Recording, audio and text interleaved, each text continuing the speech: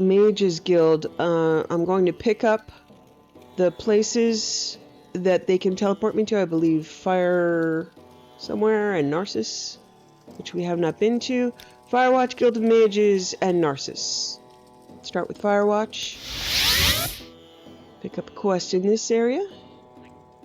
How nice. I like good company. What can I do for you? Ah, welcome, friend. I've a potion for every occasion. What do you need? Okay.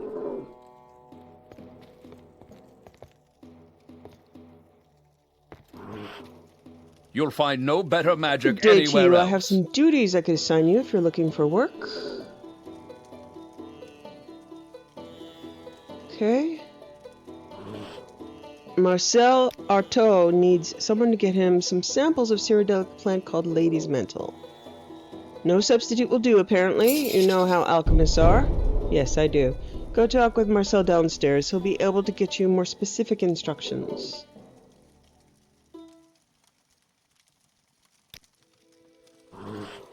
How wonderful. Welcome, Outlander. I think I've tried walking through this before and you just get zapped, so let's do it. Yep. I resisted magic, though. I see I stand in good company. What can I Are you do here for for more you? duties? Afraid I don't have any duties for you. Holland Marinus may have work for you. You can find him downstairs. Okay. So perhaps later.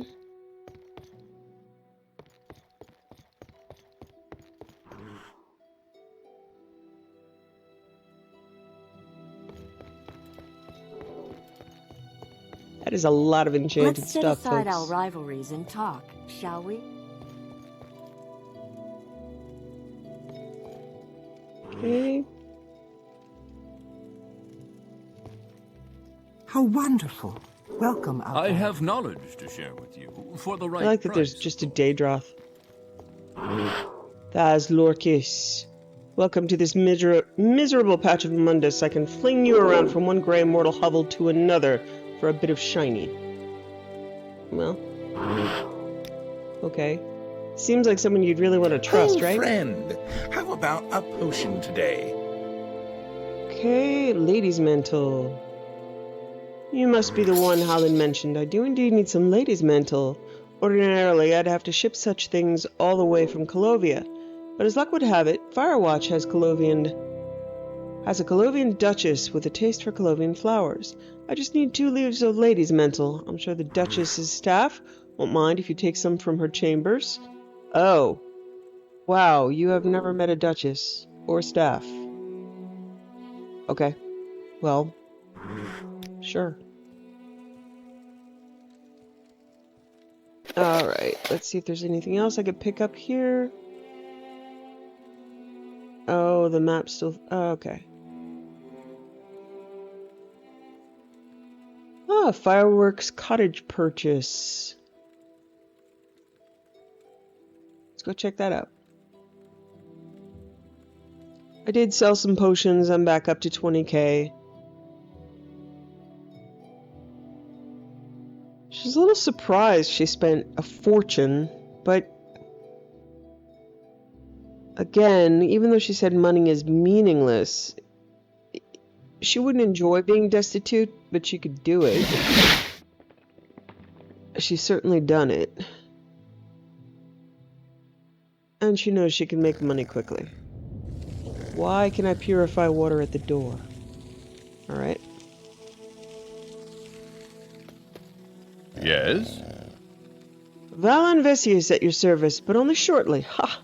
I've decided to retire, you see. Time has caught up with me, and I wish to retire back to the Gold Coast. But I must sell my cottage here before I go. Would you be interested? I spent the majority of my career here learning everything Morrowind has to teach me. Sitting in this cottage at my most prized writing desk, it's been with me since I came to Morrowind. Time would just melt away like it was nothing. Ah, yes, my apologies. I got lost in the memories there for a bit. Of course, the cottage. Are you interested in purchasing it? 12,000 gold. You've made an old man. think it's supposed to be, you've made an old man happy or something. It's just, you've made an old man. Thanks to you, I'll be able to see my beloved Gold Coast and City of Anvil again. The cottage is yours. I'll pack the rest of my things and leave as soon as possible. Oh, almost forgot. A Khajiit trader named Casino will drop by from time to time. I allowed her to set up camp outside the cottage for her business. In return, I asked her to bring me any interesting writings she might find. The crate outside the door is where she'll put them when she stops by. Enjoy. Okay.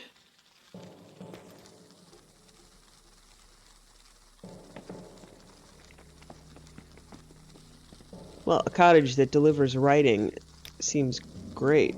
But you kind of wish these places would let you look at them before you bought them, but no.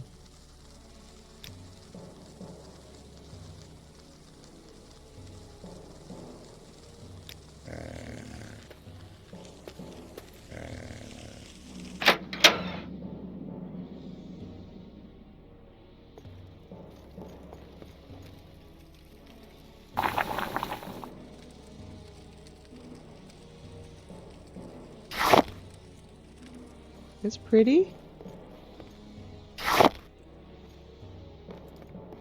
Okay. Nice enough.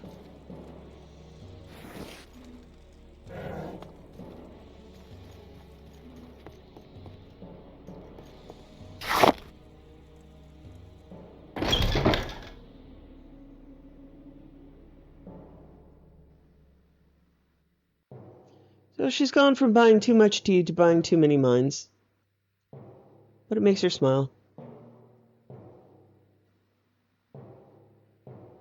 Okay.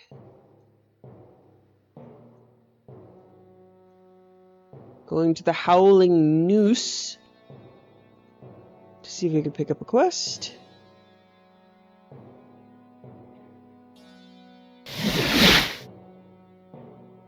Yes, Outlander. What do you want? Yes, Outlander. What do you want?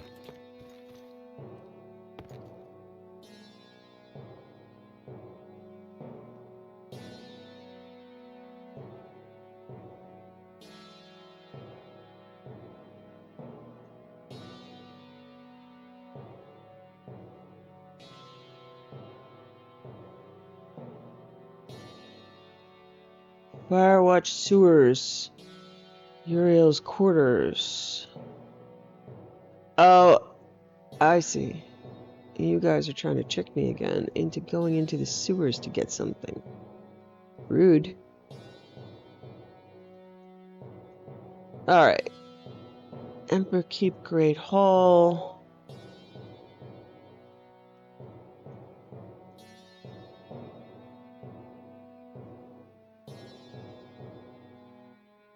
Let's see if I can find Farazad. Is there something you need?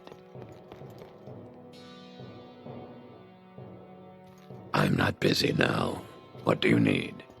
Do I know you? What do you want? No, not seeing a quest giver here. Is there... And my map. Okay. They outside. Good lord, it's foggy. Maybe it's all the smoke from fires. Wow. What you need of Farazad? This one wonders, has the Dunmer heard of one called Shwazami? You do not know the name? Farazad wishes to find his missing cousin, Shazami, who was supposed to visit this one here via ship but never arrived. This one is concerned for his cousin's safety. If you find Shazami, you must tell this one.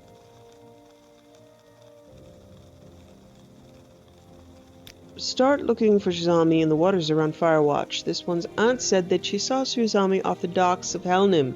Farazad may need to rent a rowboat.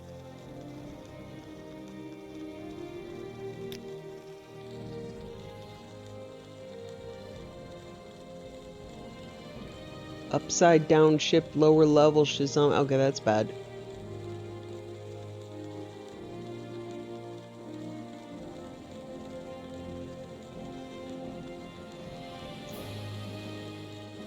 Okay. It does look like there's quite a bit to do in Firewatch. Let's go pick up Narsis.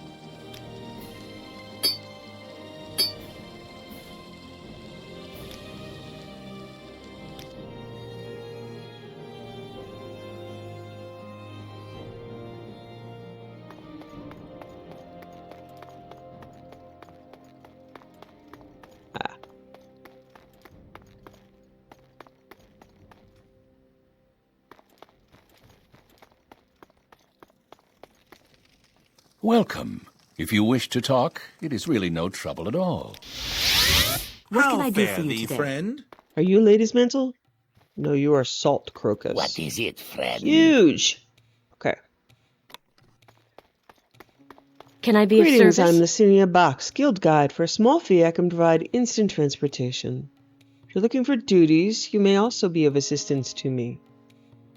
Received a number of reports from other guild halls about teleportation errors around Narsis. Well, that's disturbing.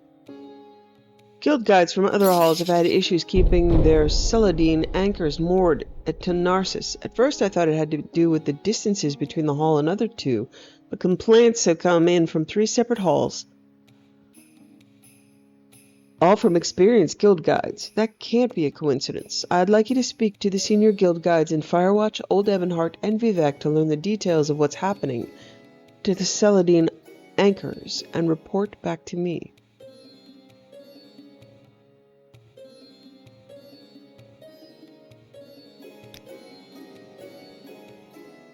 Okay, where does he take me?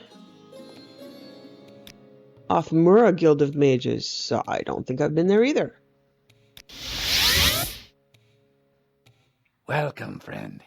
I feel as though I should know you. Nope, we haven't been here either. Okay. And on the map, Offmura is... Okay. Offmura is here.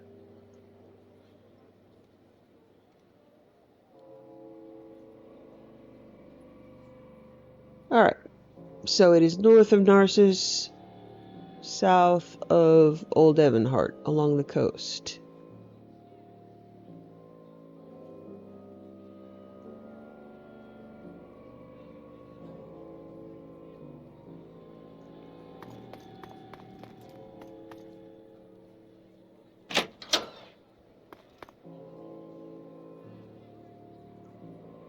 I don't see that there's a quest giver here, but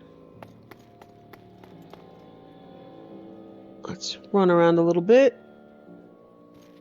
and head into town if we need to. Do not fear, friend. I will assist you however Duties. I want to get an investigation into the nearby stronghold, but before that could happen, I need you to clear out the squatters.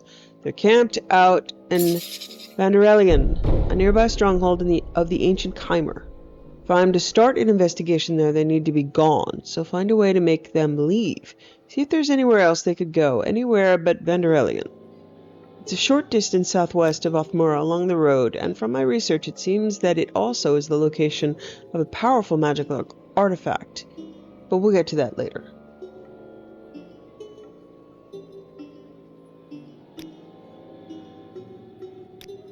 Alright.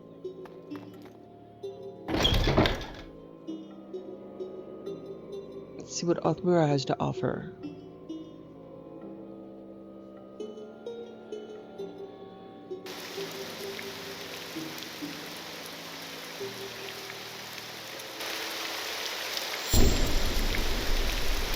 Okay, as usual, we're just gonna run around and grab a quest and let it loop around, but we're opening up areas as we go. Haven't I heard of you? What is this about? Greetings, traveler. May I have a moment? I was looking for a way to help with a family matter. My husband, Selen, is a fisherman here. His brother is a member of the Komonatong and Fa Og. And in the past year, he's been asking Selen to smuggle contraband across the lake.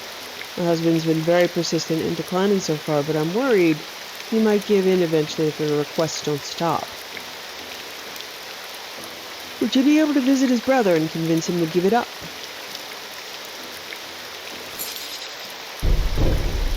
Fun Auk used to be you could take a boat downstream through the fishing village of Iathadren if you wanted to reach Lan Auk. But since Marbani Crossing was built in the mouth of Lake Andaram, almost all of the shipping traffic passes through there.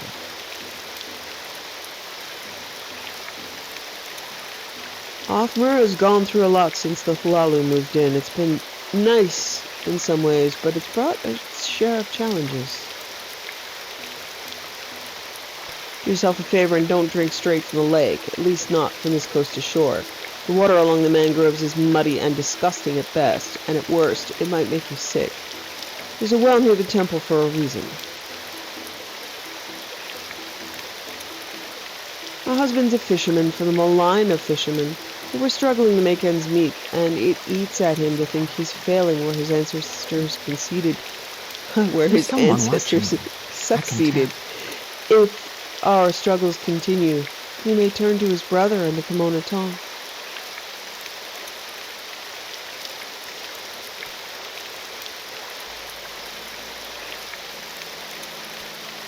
Indoril, that place has been abandoned for a long, long time. No one goes there much. Even adventurers looking to loot the place usually see that it's locked up, right? And move on. Locked up tight, and move on. Well, almost no one, I suppose. Some squatters have moved in there lately.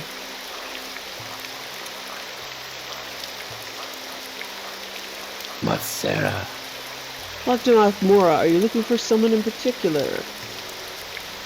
My brother struggles to follow the teachings of Sivi. It strained our relationship at times, but we both only want what's best for each other. Okay.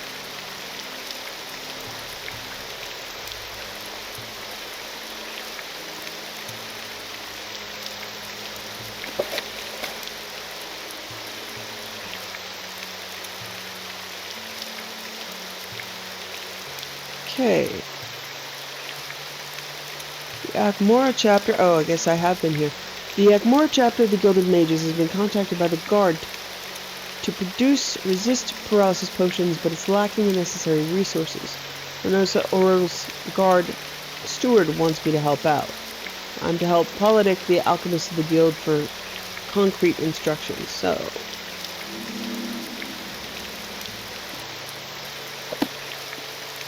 Akmora, not Othmora. Okay. Narsis. Okay, now time to figure out where that is.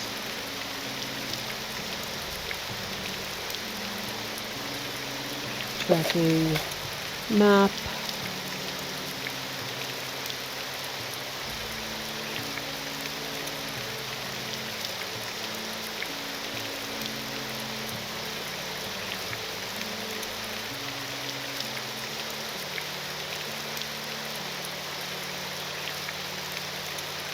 That is very helpful.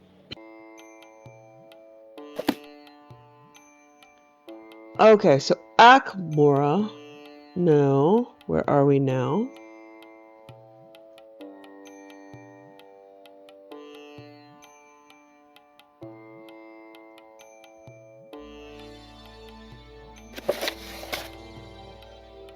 I don't know where we are right now. We'll find out when I zoom the...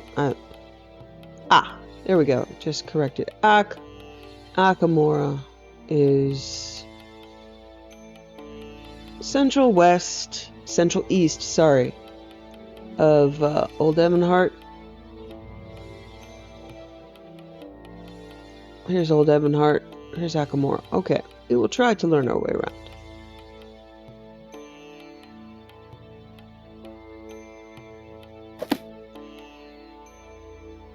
So, Horn Lily bulbs and Tim succumb by. I see Renosa has entrusted you with this. Good decision. As for horn lilies, I know they grow in the meadows of the Nidrithil, but it would take way too long to pick them up there, given that we need a good few. 10 horn lily bulbs and 10 Tim succumb by flowers. The Indoril tend to adorn their streets and their houses with these plants. I've not seen them used much in alchemy. I guess you should ask around Indoril merchants, florists in particular, or try Darius' farming store in Ceylon. Here comes some gold to cover your expenses. The flowers themselves should be rather cheap, but you'll also have to get to Selen. Francine has made a few scrolls to speed up your journey back. Did you check with her already? Good luck on your search. Okay. Selen is a traditional Indoril town southeast of here. If you don't know the surroundings, do take the Strider. That's the fastest way, even less. There is no faster way, no less a safer one. If you do, you could also slow fall or fly down from the cliffs at Tomril Manor. Chances are the Strider will still be faster. Whatever way you go, please do not take detours. We are running out of time here.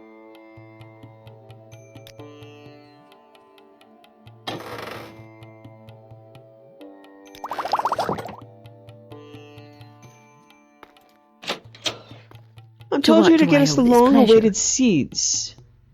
I hope these scrolls will help you on your way. If I were you, I'd mark this very place so you could return as soon as you've got your hands on them. If not, just tell me who's waiting for... If not, it's not just me who's waiting for you to come back. That might not be a bad idea. It is a pleasure, Outlander. Do you require my services?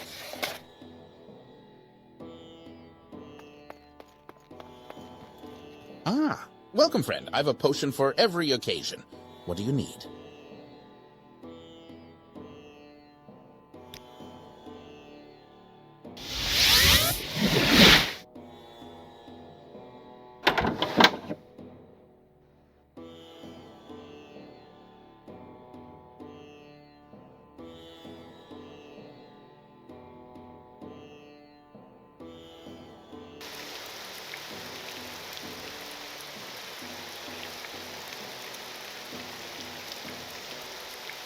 Okay, there's a Strider somewhere around here.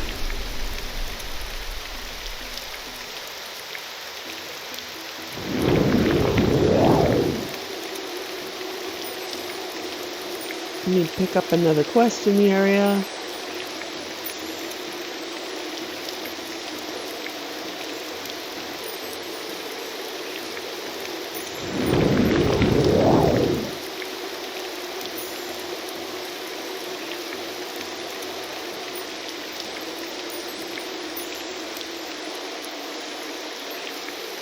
Is there something I can do for May the wind be on your back. Hello there, don't suppose you're here to place a writ with the Morag tongue as well? I wouldn't bother, these people are worthless.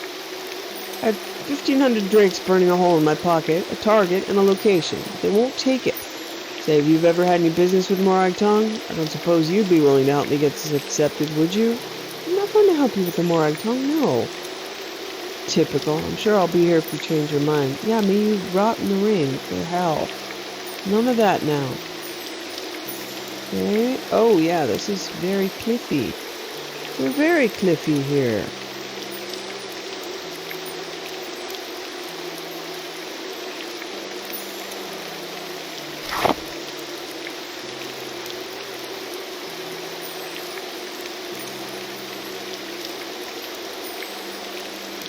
Is there something I can do for you? Hello, how do you like Akamora? I can't say it's quite the same for me recently, not with the way Anya Ghouls has been active of late. I think his one leg was longer than the other. He and I have been friends ever since he arrived in Akmora from the Telvanni lands. He was always such a kind man. Of late, his personality has changed greatly. I have no idea what caused this change, but I'd greatly appreciate it if you could try to put it right. His slave, Fasele, may know more. You can find his manor just down the steps there.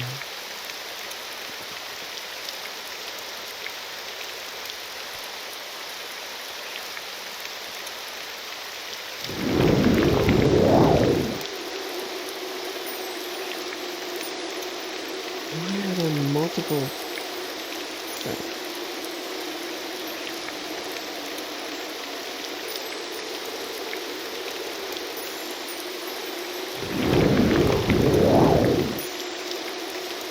Should have just taken that guy's money and never come back. Right?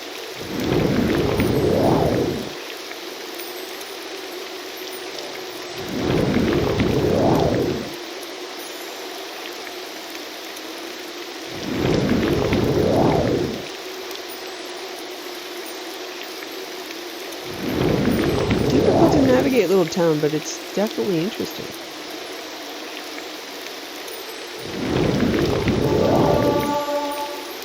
Usually you can see Stilt Strider because they're really big.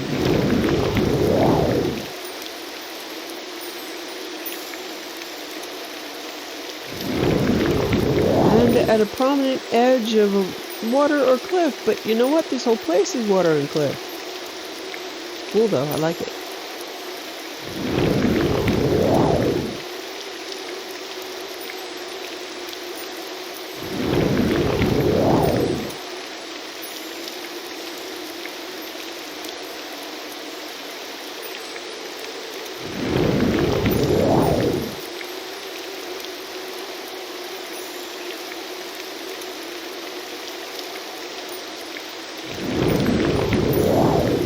Okay, I've made a full loop around the city and I can't find it, so we're gonna...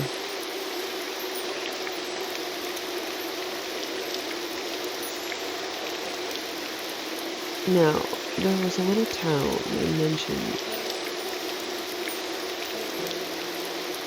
where there are flowers.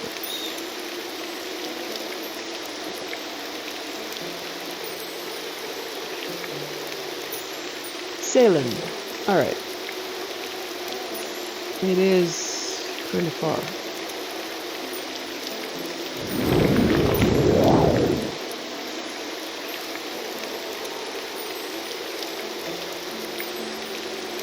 Alright, let's head up this way.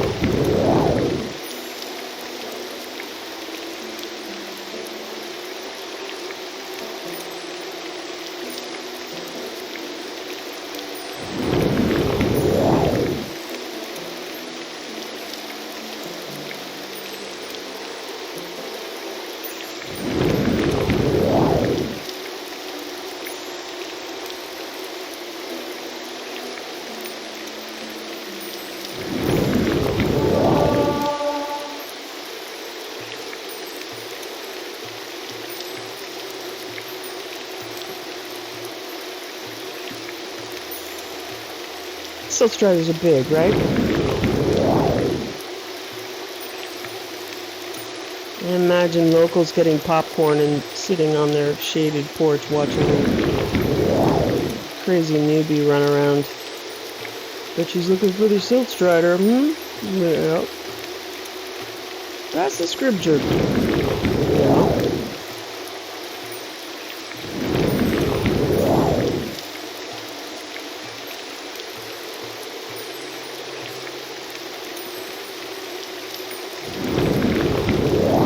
Okay, let's see if anybody will actually tell me about a specific place.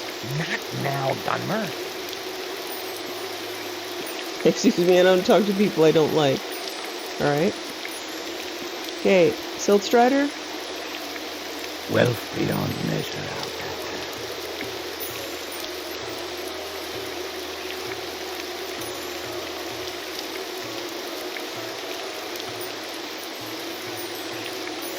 Nope. Okay. I'm late for an appointment. Interesting. I think they just prank people by telling them there's a Stilt Strider. They are all giggling at me. Okay. Check down here, and then... Stilt Strider! Wow, it looks like rock. A little contrast would be nice.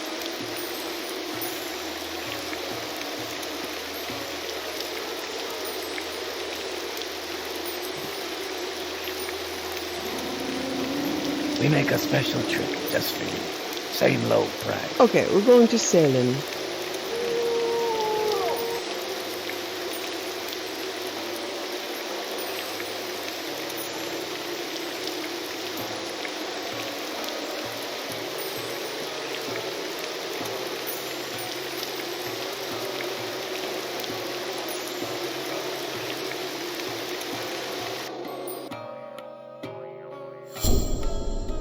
Okay. Oh, another pretty place. Oh, I really like the architecture. Look at that. and the stone. See? Contrast. Alright. So we are looking for horn lily bulbs, and you look like crushweed. Yep, you're crushweed. Alright. Oh, yeah. I like that. That's cool. Like the... Alright. Desert sweet beryl. Noble sedge. Golden sedge. That gal looks Flowering familiar. sweet beryl. I really like this. I like the doors. I love these windows. I want a house here.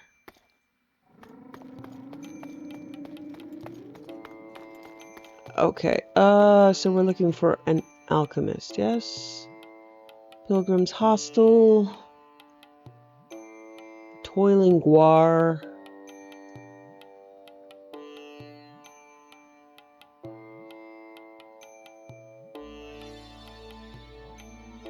Farming supplies. There we go. Beautiful place. Love this.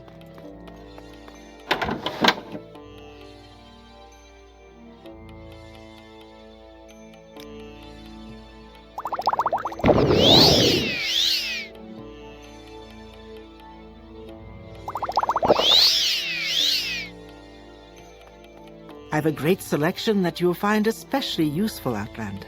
Horn lily bulbs and Timsicumbi. Horn lilies and Timsicumbi flowers? It's been a long time since I've last had them, and I don't expect to see them here again very soon.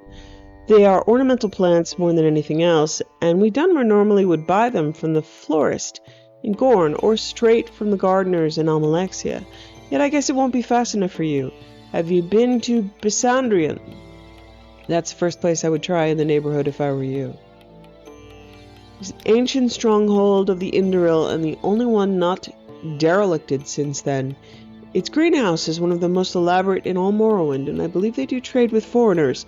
Not sure if you'll get all you need, but I must say the quantities you're looking for are quite unusual. Still, you'll probably not end up with empty hands. How do I get to Bisandrian? Follow the road to Almalexia as it leads you south, then west until you arrive at the Orethan River. Yet before Drenium, and the road bends south. At that point, turn north instead. Oh my god, I can't remember any of that. After a while, you should come around at Bisandrian or close by. Oof. Ah. Yep. Okay.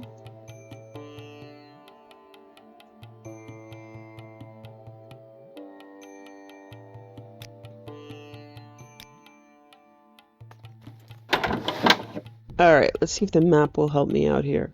I don't want to leave those. This place is beautiful.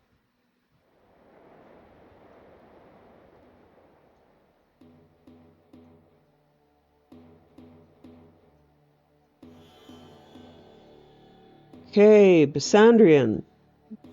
That is a bit of a ways. Where is Almalexia, by the way? It's weird that, well, I don't know. Alright, let's see if we can take the Silk Strider. What is this about? Which I've already forgotten where it came from, but has to be easier to find. Yeah, it is a little weird. There you are. It is a little weird that, you know, Almalexia is one of the capitals, I would imagine, and we haven't been directed there yet. We make a special trip just for you. That's Same low Mournhold. price. Yeah, Mournhold is Almalexia. Okay. Necron Makamura. I'm just gonna take a Silk Strider to Bosmore. I don't. Just to open the spot up.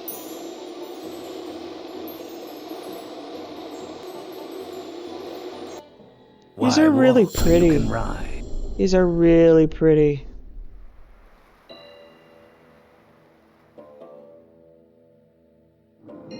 I'm just going to take a minute and appreciate that. I really like the way these places are built. I don't know why they don't mark the Silt Striders on the map, but okay. Really pretty.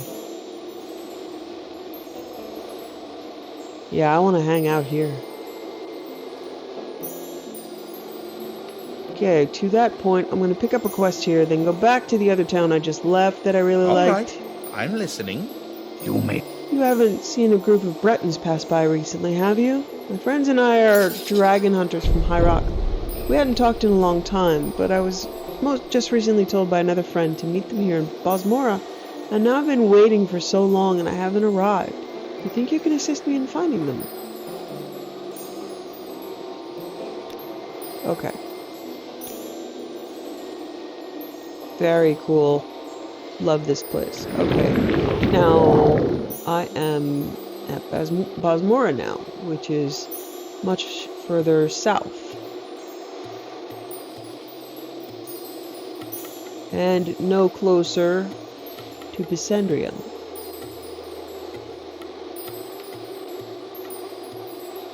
Very cool.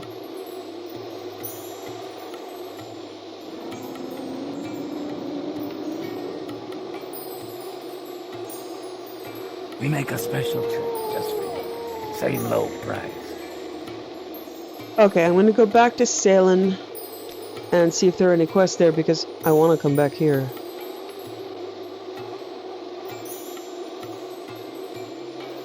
I want to build a house here. It's beautiful. Alright, I didn't really see many quest markers, but let me see if I can pick one up at the Pilgrims. It's not hovel, hostel. Hostel.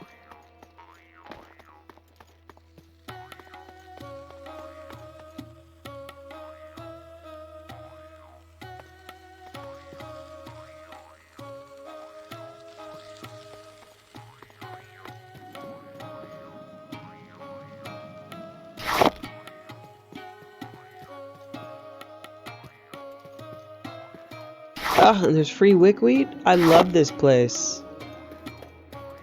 I'm listening. Go ahead. I want to join House Indoril.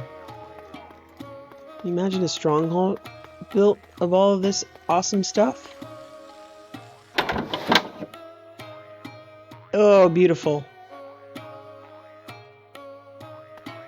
3 blessings to you. The lodgings here are sober, but Sarah Millar assures me a stay in Salem is the perfect time for reflection and meditation while on the road to the sacred lands.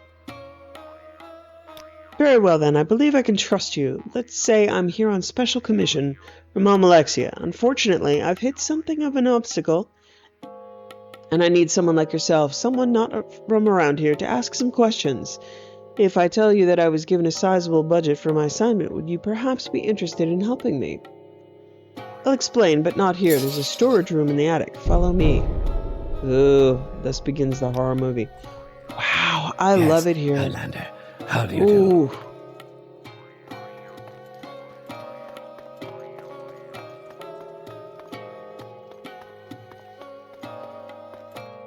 I am never too busy.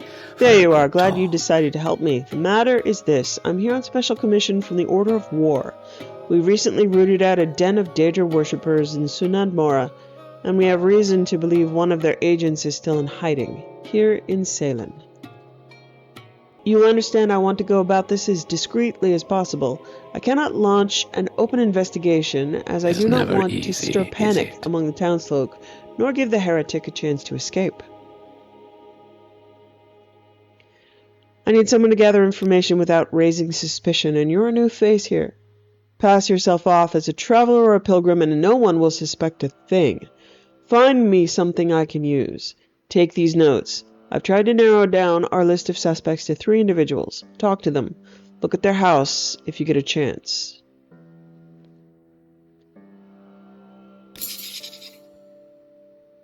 As soon as you have even the slightest indication of the person I'm looking for, I want you to report back to me. Whatever you do, do not take action yourself. We do not know what this Daedra trafficker is capable of. Inform me, and I will take it from there. Hi! Yes, Outlander. How do you do? Ooh, I love it here. Everything about it. Ooh, books. Okay, they're all marked steel.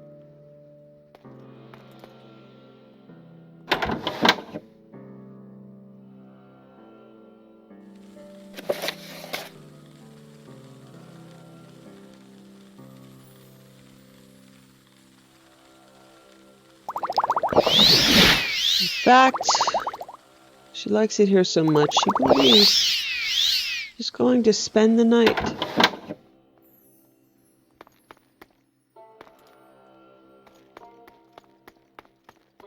Yes, Outlander. How do you do? Can she? It's a hostel, right? Are there beds? Yeah! Look at this! That is amazing! Go ahead.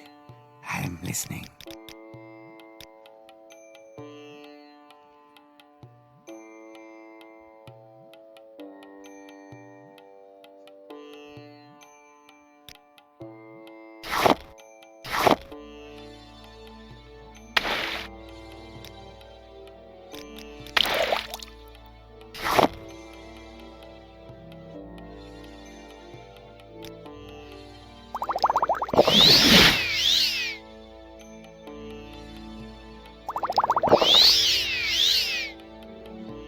Beautiful. Okay. This is a beautiful spot. So she's gonna mark here.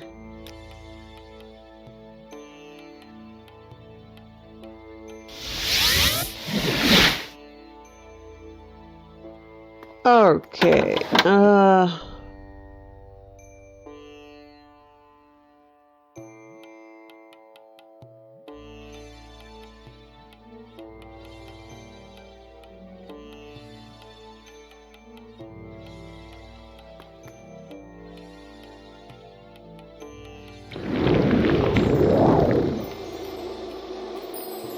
Alright, it's a bit of a ride, but we are refreshed and eager to see the land. It's beautiful here. Truly beautiful. And she got stuck in a tree. Nobody saw that. Oh, okay, someone did. She waves. They laugh.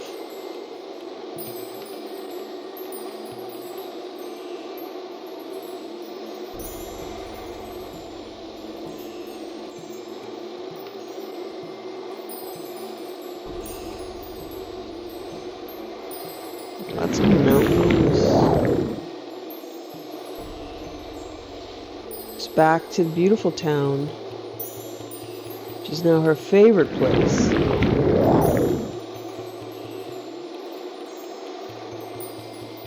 Okay, not quite. It hasn't exactly supplanted the ancestral refuge, but it's another beautiful place.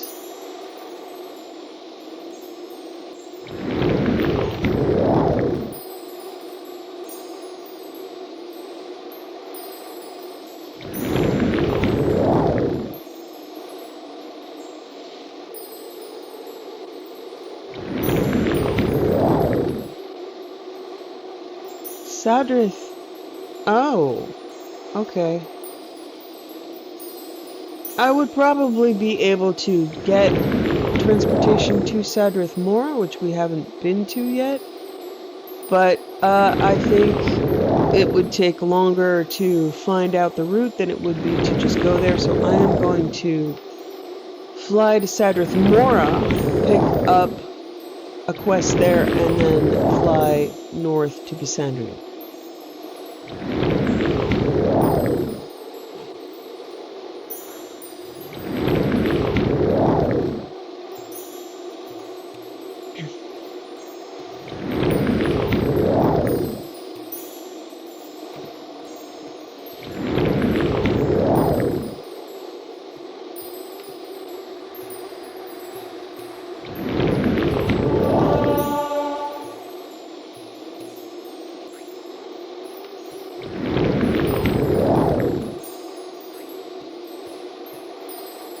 look like Dwemer ruins off to the west.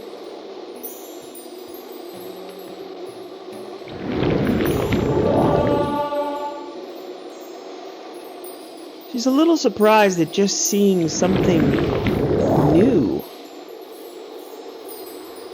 evoke such a strong reaction.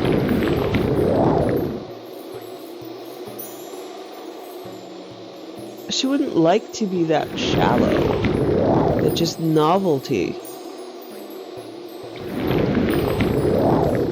But maybe that's what the search of knowledge is. Feeding your brain's search for novelty.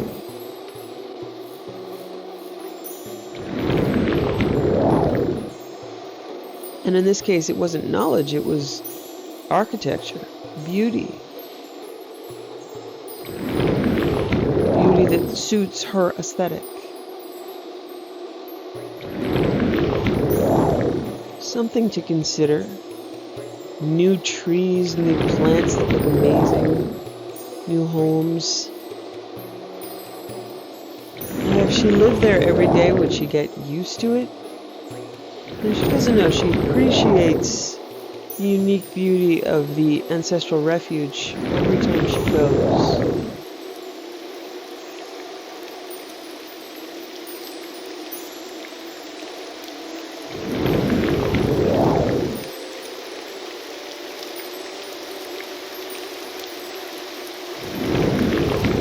She wonders if her brain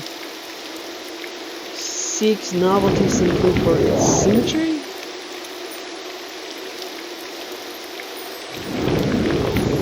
It's very symmetrical. Symmetry in both broken symmetry in harmony.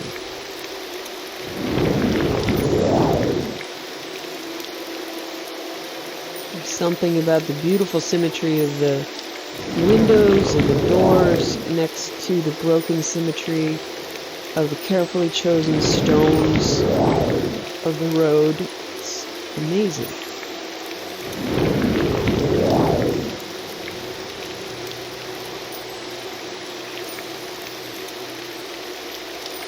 It says she's coming up on Sadrith Mora, but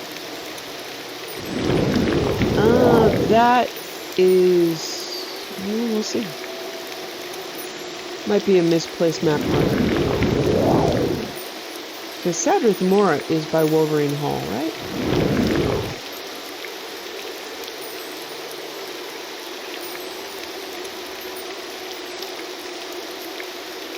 Or is that...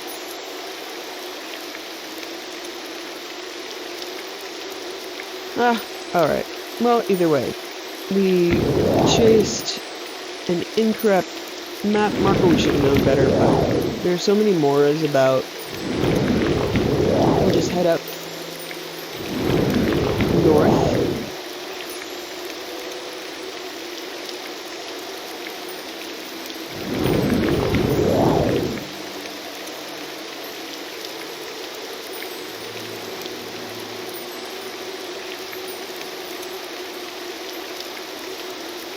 But while we're here, let's go head over to where there might actually be a town. Ooh, a spa. Flame spa. That sounds nice. Spas are good.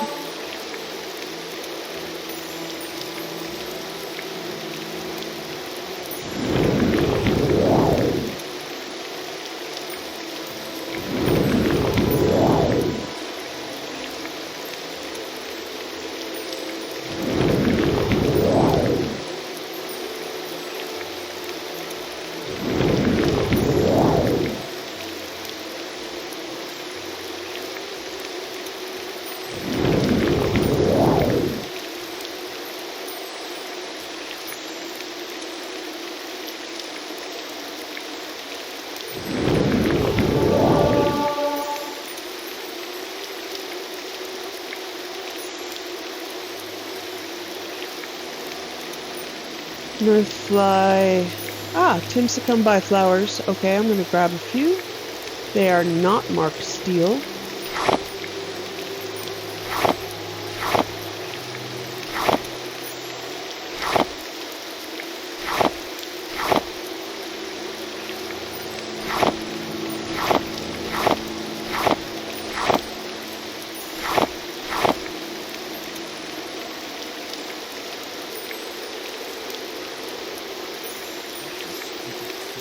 This is Salvus Manor. Let's see if they have any more.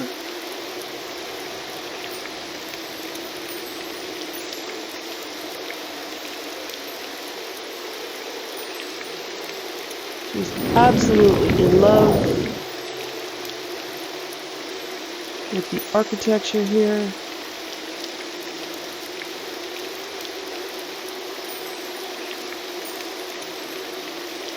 But as a reminder, there's a slave's bracer, which does poison this a bit. All beauty can't just come from death and subjugation, can it? It has to be beauty.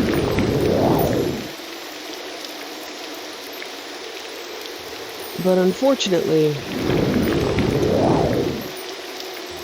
many of the wonders we encounter in the world are from suffering.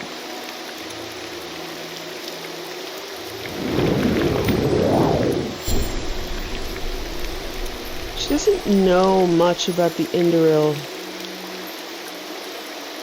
They have to have slaves, right? I wondered if this was built by slaves.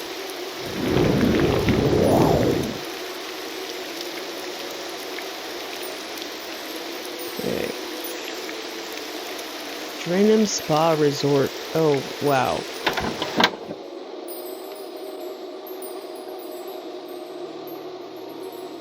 Willow. Oh, look at this beautiful place.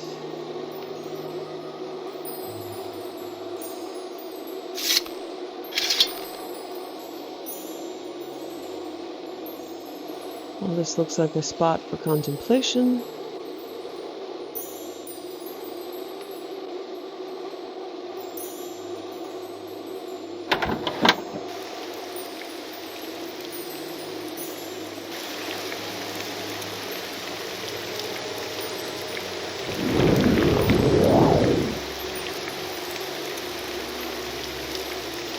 Haven't I heard of you? Restaurant.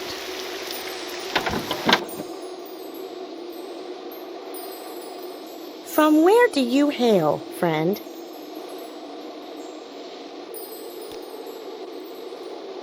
Yes. Is it a restaurant that does not actually sell food? Because that's an interesting choice.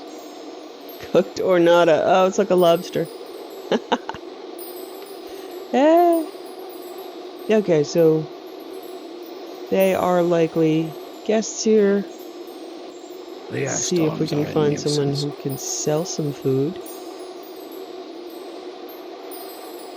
No. Oh, yes? What's this about? Okay, they are cooks, but they don't sell anything. Food looks good. Alright.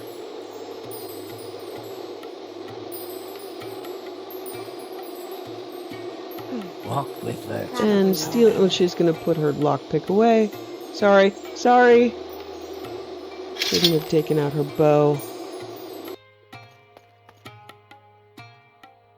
Well, it's a shame. If there's anything I can do, I am humbly at your service.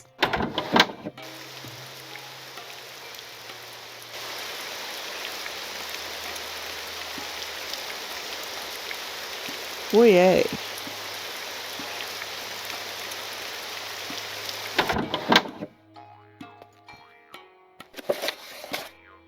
It's a brochure, but it's marked steel. Welcome to Draenham Spa, one of Morrowind's best-kept secrets. Soak your troubles away with one of our world-famous herbal soaks. Treat your skin to a royal treatment. Let us pamper you. Let us remake you. The rest of this brochure is a list of prices, as well as a list of specialty treatments.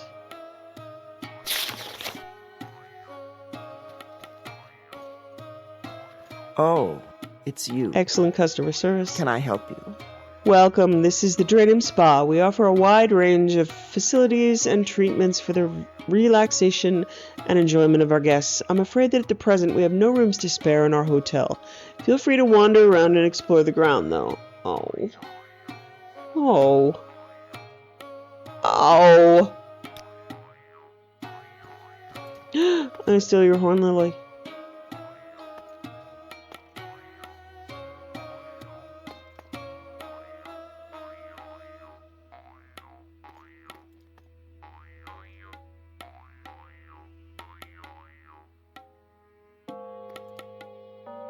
Not your scrib cabbage. I don't care about scrib cabbage. This is a little spiteful.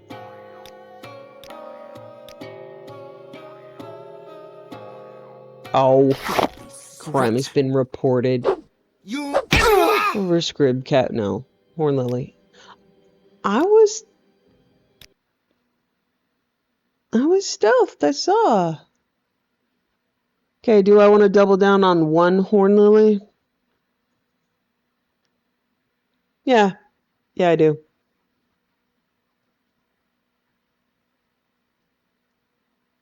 Is it spiteful? Kinda. No rooms?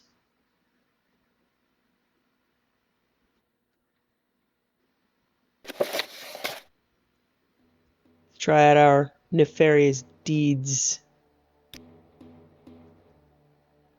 Spell.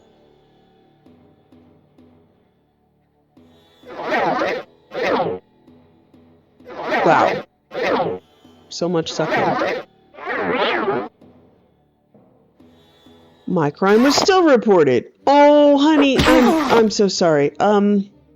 Okay, we're gonna leave that horn lily. I'm sorry. That was, yeah. I just want some flowers and a nice day, and I can't have it.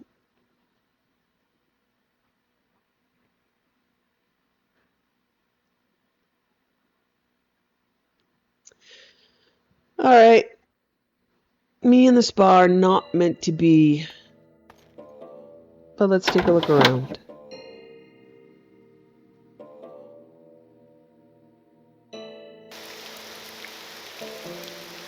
You may speak.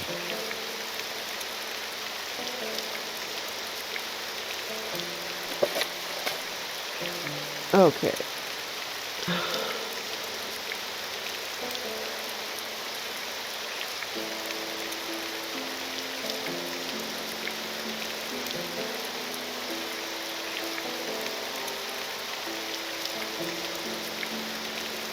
Okay, I'm gonna try the north wing of the spa. Hot springs!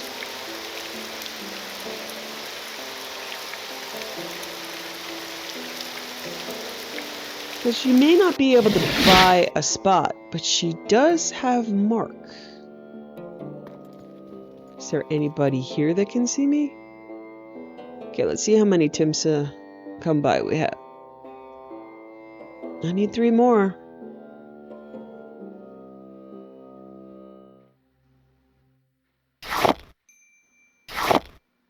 Horn lily. Horn lily.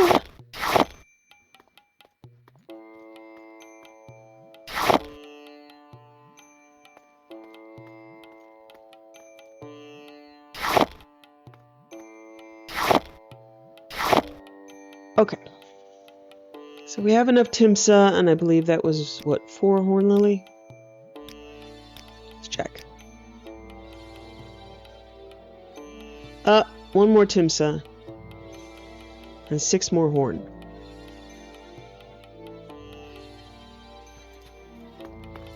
Spiny Lorimar. Go ahead, Alan. Oh no, they took this. What do you need? They took the 6 house bells and turned them into a musical instrument. That's a little disturbing. Looking for a drink? I can offer those to any visitors, not just registered guests. Okay.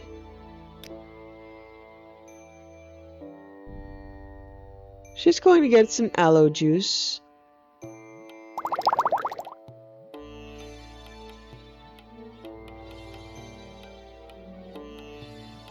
Sweet pulp juice. And honeymoon juice. That's spa-y, right? Okay. Okay, where are the hot springs?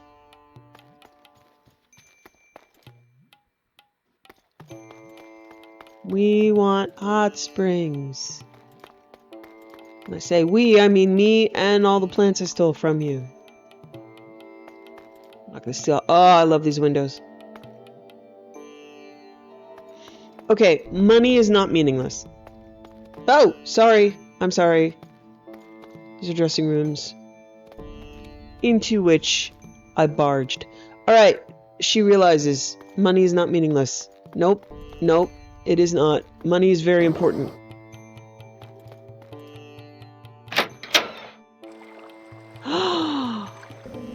Look at this. Oh, oh, oh. Look at this. Hi. Horn Lily. You may speak. These are the Draenum hot springs. Come to bathe or just to enjoy the air? I have come not to steal horn lilies.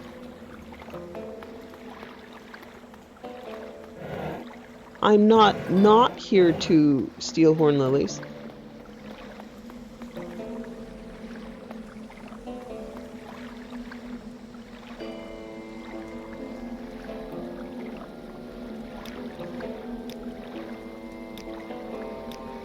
Oh.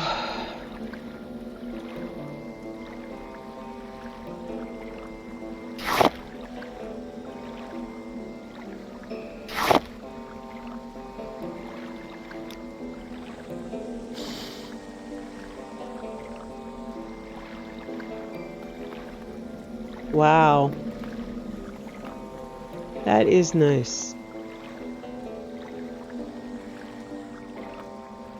She knows she has her own pool in Balmora, but what is this different. About? Oh wow! Look, horn lilies. You can't see me, right?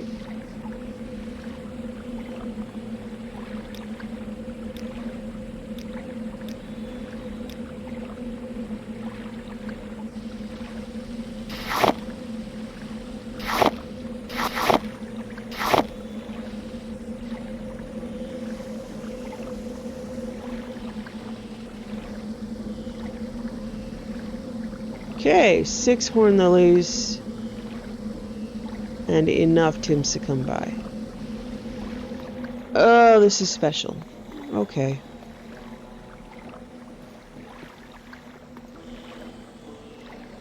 It's just more than a little chagrin that she came here to steal flowers, but they will grow back. And they didn't have a hotel room she would have paid for it. Look at these hot springs. Nice.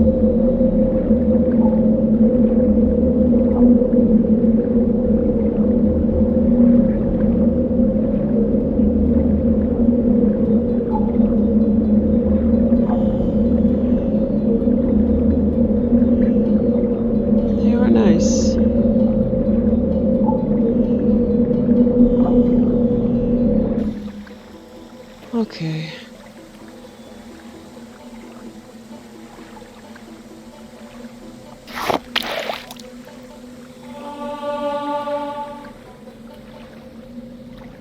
Okay, she is going to mark here because it's just a beautiful spot.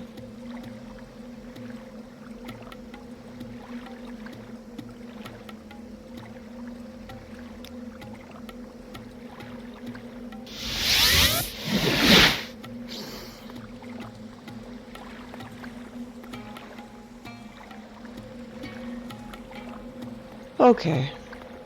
She stays, she contemplates, she knows she stole things. Is she sorry? No. No, she's really not. Okay, dressing rooms.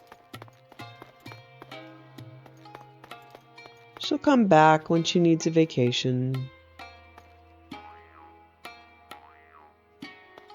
Okay, we went up here. This is the bar. A warm welcome to you. That's the door out. Okay. Just gonna do a little bit more scouting to see if there are any more flowers. very likely when we get to where we need to go, we only need 4 more flowers. That should be enough. Hotel top. It's a shame that there are no rooms at the inn.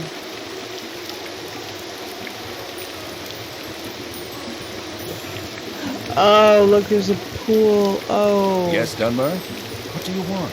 The mixture of warm water and chilled mountain air to be most enjoyable. Yeah, you're right. Look. Oh, it's just a wading pool. Ah. Okay. She just wants to see what...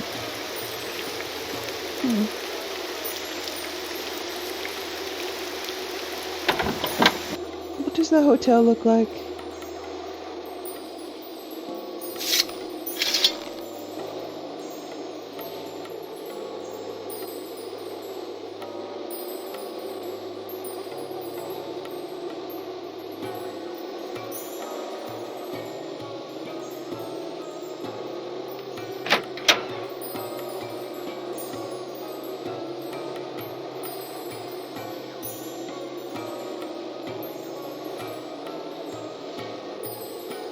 She's just gonna break into one of the rooms, you know, like you do. Oh, Welcome, hi. Outlander. I've special prices just for you today. I could use the bed. What are you doing here? Did Full Valley send you? Oh dear, I haven't seen her for hours. I've looked all over the resort. The staff have been no help whatsoever. Could you keep an eye out for her? I'm sure she'll tune up soon, but if you see her, tell her I'm waiting patiently. It says I'll keep my eyes peeled, but I hate that saying. I would never say that. To me, it always feels like you're, like, peeling off your corneas, which is not what it means, I know, but it's where my brain always goes. Thank you. I've tried talking to the staff, but I think they're hiding something from me. The hotelier, in particular, irked me. I know from experience what a lying Bosmer looks like. Okay. You know...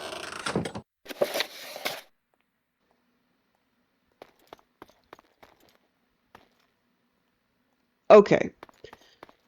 Unfortunately, as beautiful as this place is, it lacks proximity.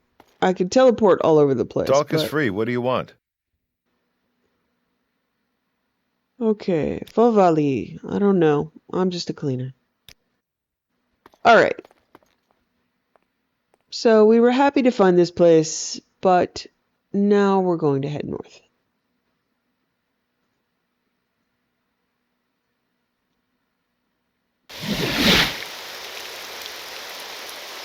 Lovely.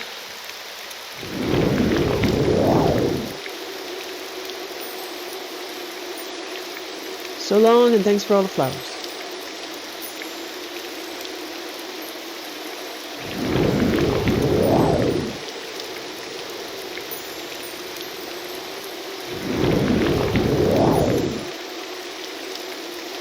Okay.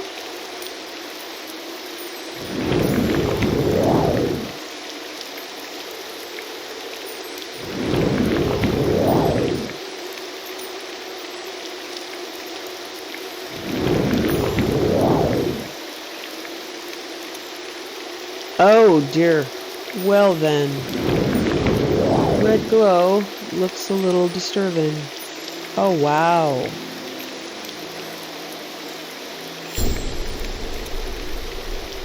Sanamu. Okay, the floor is lava. Everywhere is lava.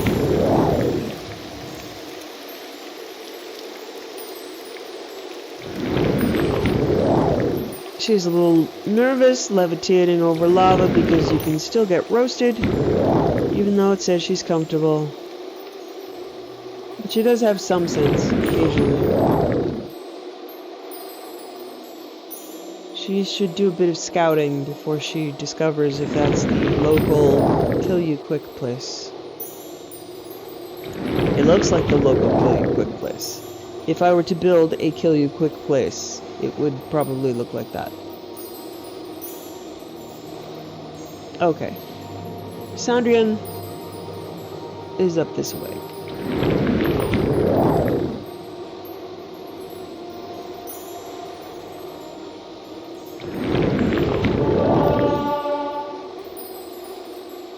Likes the stone arch.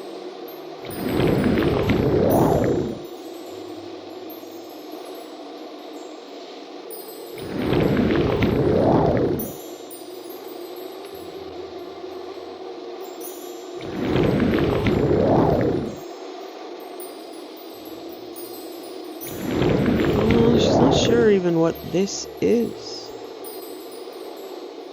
No door. Lookout place, so it must be built from the inside.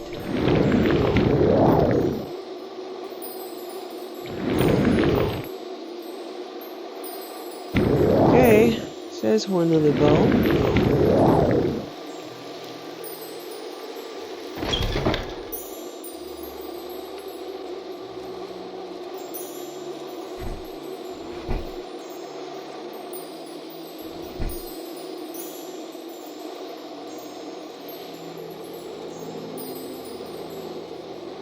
Is this a kill me quick place? Or a not kill me quick place? You look at like an Indoril guard. Okay, good. Gardens. Gardens are good. Oh, look.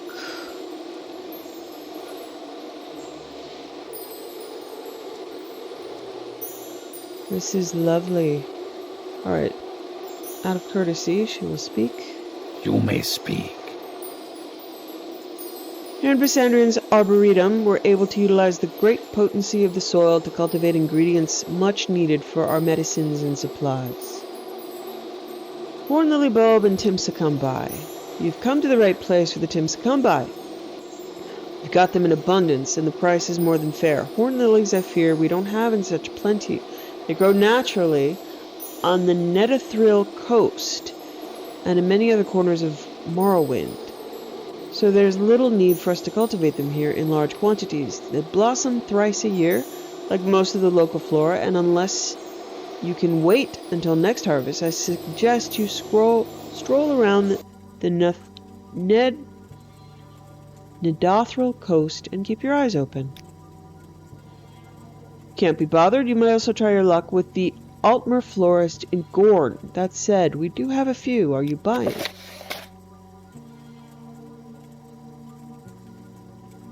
Horn Lily bulbs, 6 of them. Yay! I'll take them all. Okay. Alright. She's going to go look at this. Okay, you have such a nice place. Why would you do that to it? Hi, I'm gonna vomit all over your plants. Ew. Okay, this is a beautiful spot. So she will come here, finding all sorts of places to return to.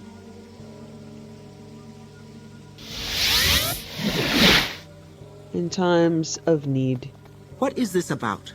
She's not going to steal anything. She has everything she needs. Look around at the new plants. Dusk bell. Beautiful trees and mushrooms. This she loves. Go ahead, Outlander. What do you need? 3 blessings. This is Bisandrian, a great Dunmerry fortress, still garrisoned today with the soldiers of Great House Indoril.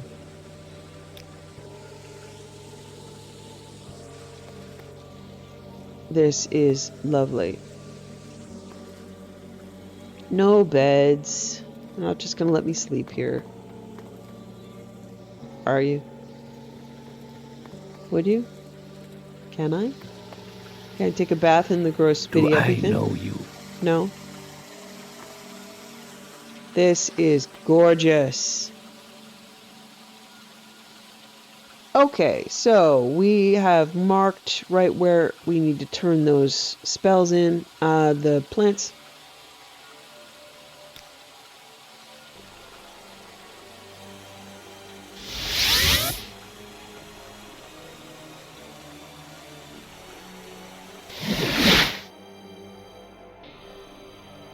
We spent about an hour and a half on that. Am I sorry? How about No. a potion today?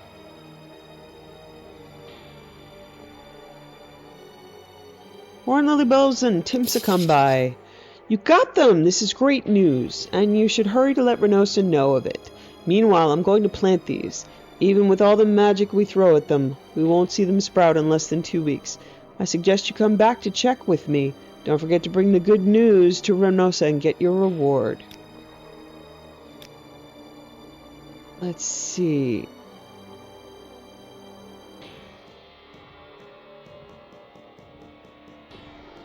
No exclusive restore willpower. Okay. Welcome, friend. The day is yours. What shall we talk about?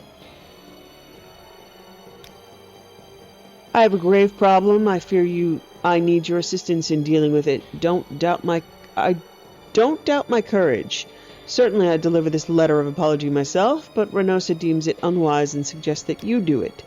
When I arrived in Morrowind, I joined House Telvanni, became an apprentice to Master Realmus Aetherion in Tel Honoria. His tower is in the town of Marog. However, after a while I started realizing that I was not up to the constant challenge and competition inherent to Telvanni life. She didn't want to be murdered in her sleep. I like her. I struck no veins in my research there, and when I did have any success to claim, it became subject to either ridicule or sabotage, or both from my Telvanni colleagues. I did not have the heart to complain to the master. Who was I to blame anyway for my failing to find my place? But one day, when it became unbearable, I left Marog to join the Mages Guild instead. Since then my thoughts are grave, and my mind is restless. Have I offended Master Aetherion? Did I fail to appreciate his efforts? This deeply bothers me, but I think there's a way to at least somewhat rectify this failing. I can try and apologize to him. Please go to Marog and deliver this letter to Master Aetherion. Renosa is possibly right that I'm not well advised to make the journey myself, but as an outsider you should have less to explain and less to fear. Here, these potions should help you. What is my guess about the Telvanni? They don't remember your name. The way to Marog is long, and frankly, I don't know it well. I traveled by ship and by Siltstrider to Akmora. If you prefer to go by foot, all I can tell you is that you will have to leave the town to the west and walk to the coast, turn northward, and follow the road to Marog.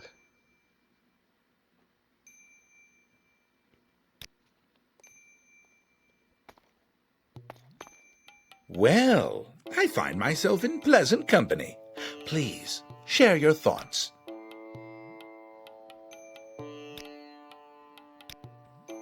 Okay, why do you still have a marker? Oh, maybe I'm supposed to check back, do the checking back of later.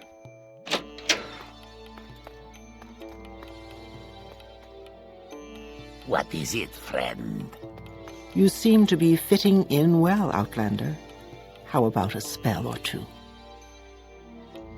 Thank you. I hope these are worth your troubles. Thanks to this, research can finally resume here in Akmora. Meanwhile, as the flowers are taking their time, I have more duties for you if you are interested. The local temple has recently acquired an enchanted amulet that I wish to study. I want you to go to the Akmora temple and buy it. You'll be looking for an old protective charm, only efficient against weapons made of base materials, and a fact which has doubtless eluded the noble who donated it to the temple. Act casual, do not let on that you are on guild business, and you should be able to strike a fair deal. Take this gold. I will let you keep the excess as payment for the task.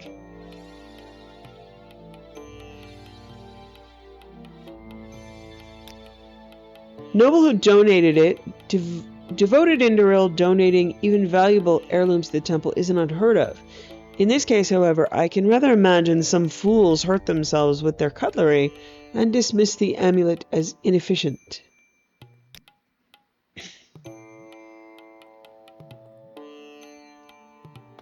Okay.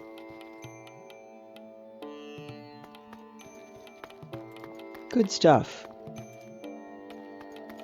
I like it here.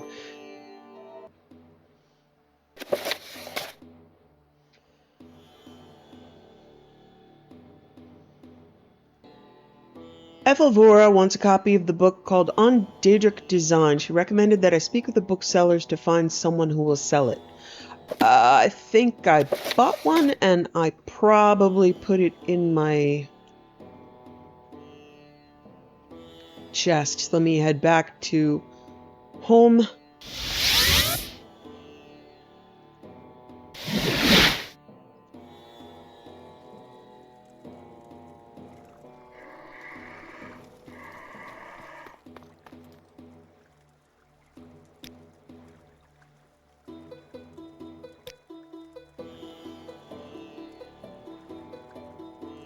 She's formulating a plan.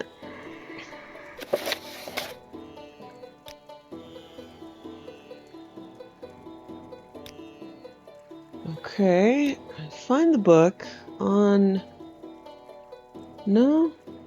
On Daedric Design, yes.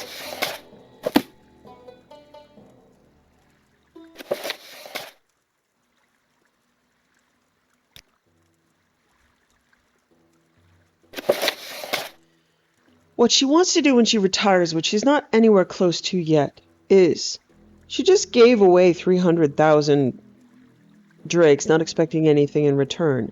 She is going to save up 10 million drakes and then offer to buy the spa. If not, that should be enough to buy a suite to retire in. Still a long way away. Okay, on Daedric Design, we're going to read it before we give it away. On Daedric Design by Nilos Lothry. Contrary to the beliefs of so-called Daedric scholars, the architecture of Daedric shrines is not designed to instill fear in passers-by. Neither is it a mortal mimicry of the buildings found in Daedric realms, a mockery of the fabled facades of Aldmiris, nor an echo of the rocky pillars found in the caverns which were our earliest temples. In truth, the forms of Daedric ruins are not merely architecture, they are instead a divine form of mathematics, a device inscribed upon the bones of the world, bending the mundus towards the supernatural and enabling the worshippers to lay physical hands on the metaphysical bodies of their gods. The power of temples, shrines, and relics to channel prayer has, of course, long been established, both through scholarly experiment and through endless anecdotal evidence. However, while the effects of the temples of the dead, 8 and Dying One, as well as the lesser 82, stem largely from mortal belief and ritualistically conjured echoes, the power of a Daedric shrine comes from its design. Communion with the anticipations, particularly Boethia in the aspect of the architect-teacher, allowed our ancestors to build temples that would purposefully, not just accidentally, draw their gods' attention.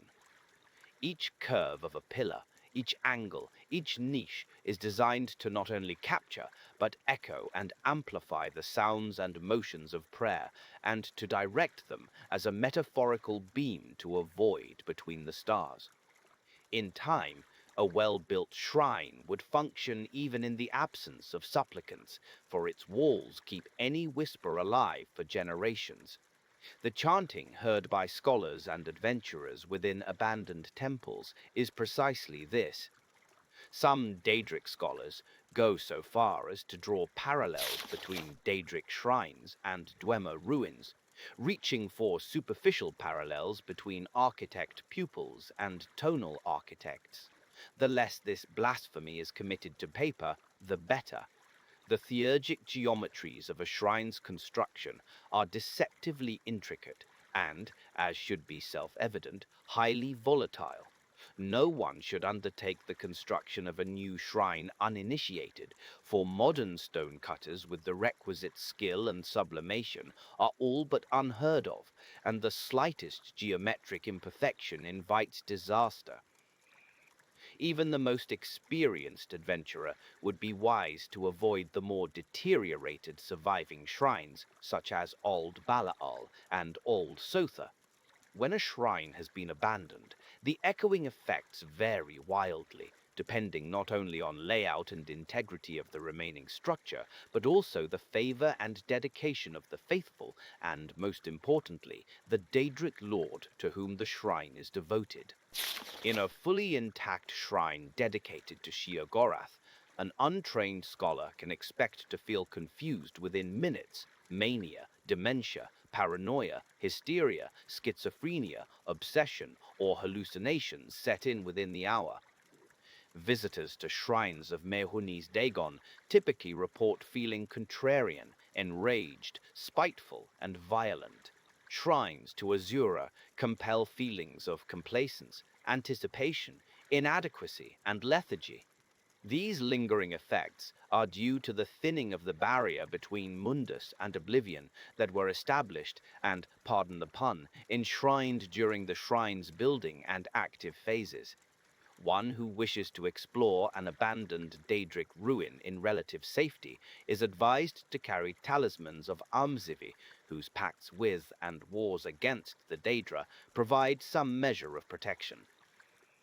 Even with such mighty protection, every right-thinking scholar ought to realize that the old shrines and their echoes are wonders of an age-long past, built to capture the attention of selfish gods, and are not to be explored by the unprepared and whimsical. In the modern age, our gods walk by our side, and we do not need to reach out to them by mathematics and architecture anymore. But we must acknowledge and understand the works of our ancestors and their worship of the anticipations, or else their echoes and prayers will be lost with crumbling stone, no better off than the prayers cast in the feeble shrines of the Western spirits.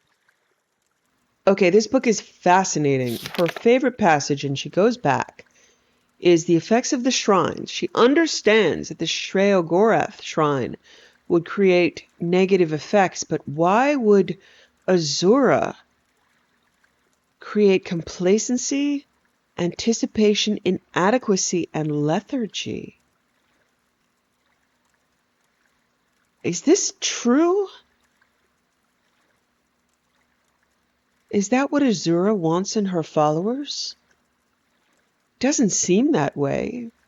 It's not a place to go and take a nap. She sent her to go kill a Daedra. Complacence, anticipation, inadequacy, and lethargy. Now, the book clearly has some bias, but if this is true, that's amazing. She's going to have to think about that. Sorry to give the book away. So she scribes a copy for herself and keeps it in her memory. She's going to try to buy another copy soon. She's going to have to think about that. While not in a temple, clearly. The idea that the architecture itself behaves like a spell or a drug is amazing.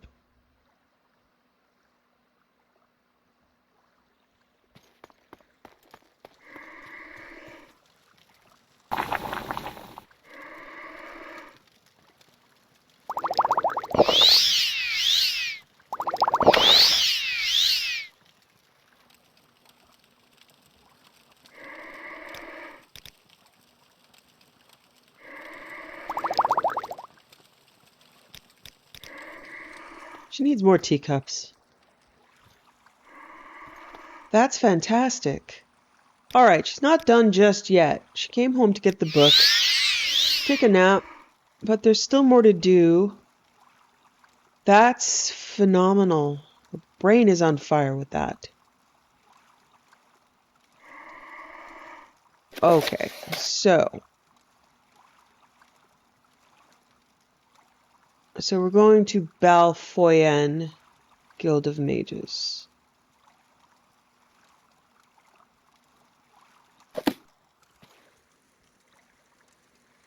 Wow. See if she's set. No, honey. No, not your bow. Does she have anything in Balfoyan? No, it doesn't seem that way.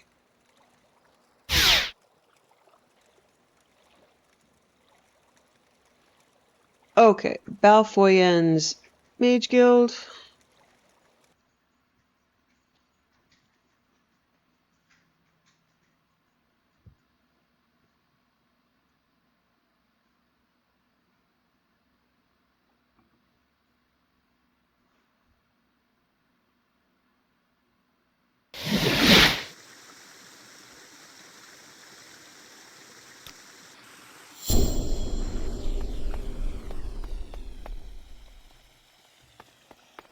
Speak up! It takes quite a bit to not punch people like that just walk up to you at the street and scream at you to speak up, to not punch them in the nose in sheer reflex. It is a pleasure, Outlander. Do you require my services? Well, she was remembering, even though the guild is crazy, and she knows it, she remembers the orc in Balmora saying that it's absolutely necessary for research, and she agrees. Magic She would is never my have known about that speciality. book otherwise. How can I So help much to you? think about. Excellent work. Take these potions for your trouble. Tell me when you're ready for more duties. One of our apprentice mages needs a partner on whom to practice destruction magic. Sameh, the new apprentice mage, needs a partner, or more accurately, a moving target, with whom to practice shock magic. He's in the training area right over there. Don't look at me like that. It's our responsibility as higher-ranked mages to assist our novice colleagues. Okay, I am now a magician.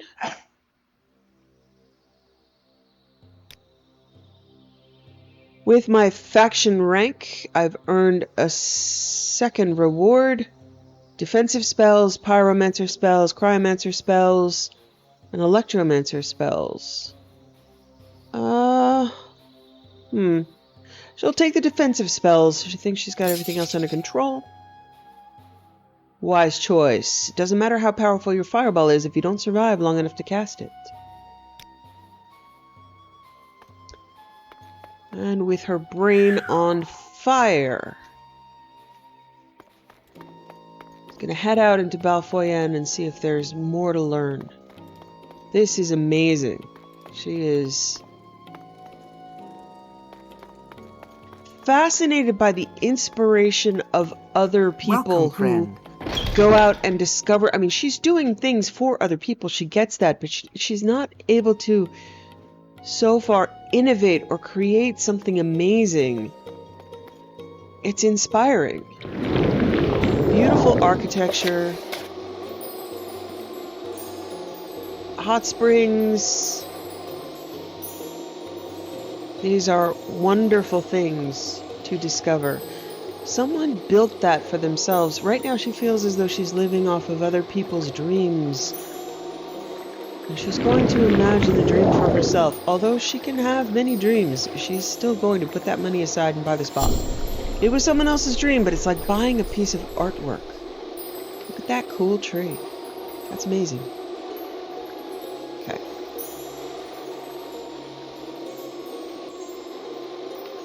That water looks a little special. You flatter me with your attention, Outlander.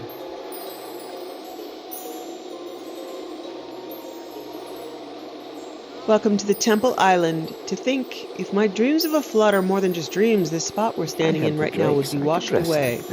Oh, she's seen a lot of this.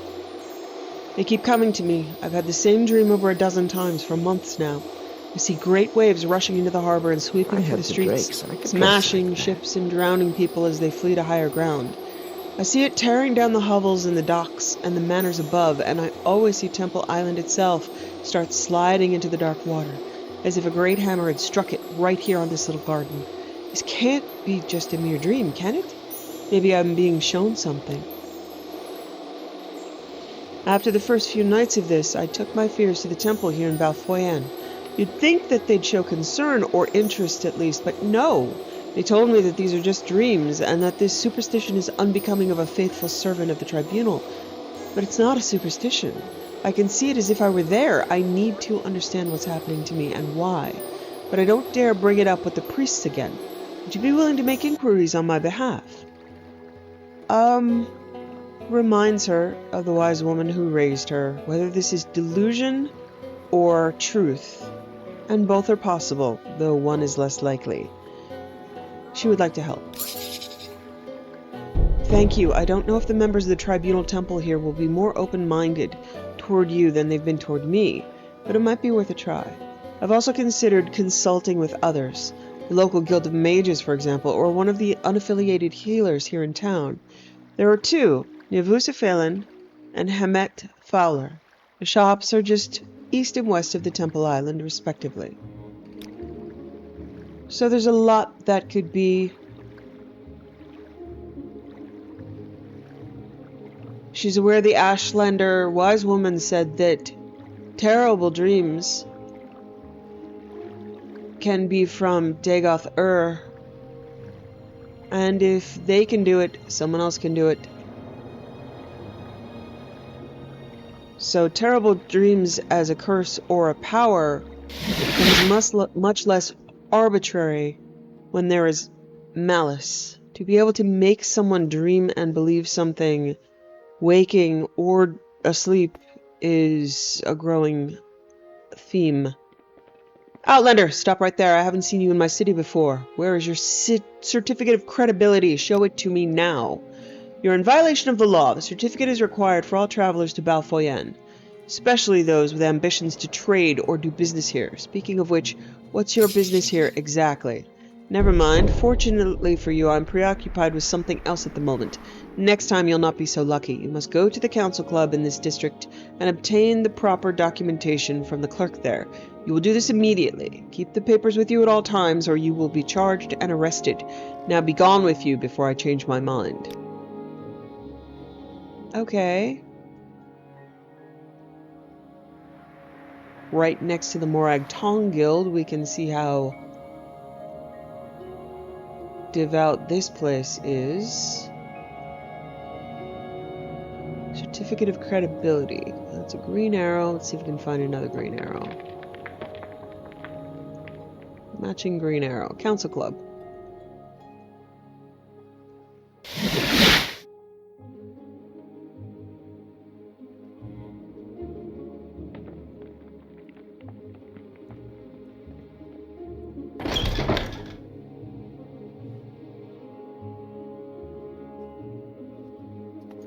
Say what you want or go away. You look lost. You must be here for a certificate of credibility. Fear not, you are in the right place. You want your certificate? Very well, it's an expensive document. You can pay for it with gold or with blood. What will it be? Gold it is. Good, here's your certificate of credulity, Outlander. Courtesy of the Kimona Tong. Let this experience be a lesson to you. Now get out of my club. Okay. Well, we knew that, right? It doesn't really matter if you're paying to local. They're all local scam artists, whether it's a regular fee or not. Fortunately, she has it to spare. Okay.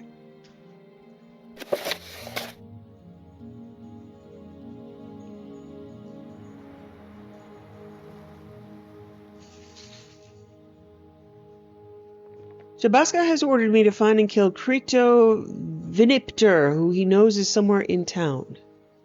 It's recommended to ask around to find him. So, checking the map. And, okay, Amasthur. We are I'm in... listening. Go ahead.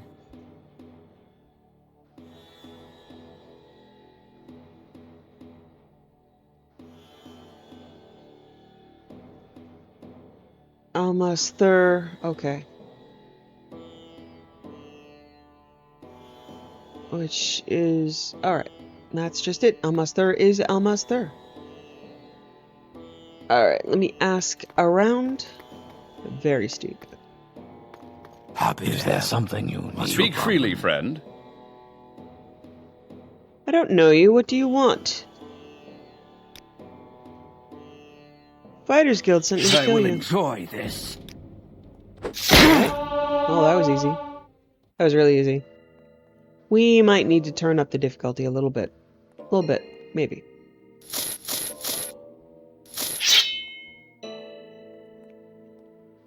Not just yet. We do kind of skip to places that are very dangerous, that can kill me quickly.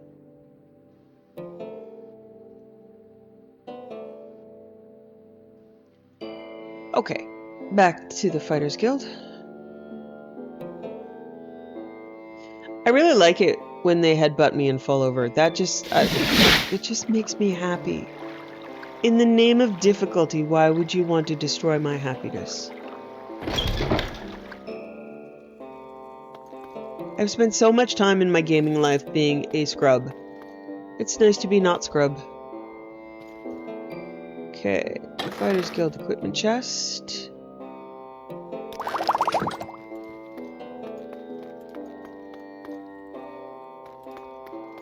Swift hunting, friend. Have you tracked down Credo Benipter yet? He's dead? Splendid.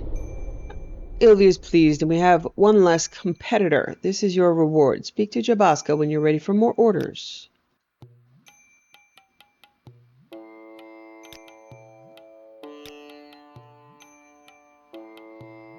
Amasthur is an impressive city, to be sure. What's more important, though, is its location. Exactly on the border of the territories of the two great houses. Just an ideal breeding ground for conflict.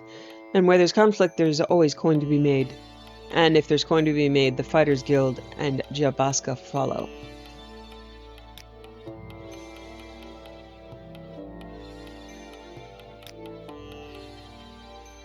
Adosi Drinith has reneged on her debts. Jabaska needs you to collect Adosi Drinith's debt.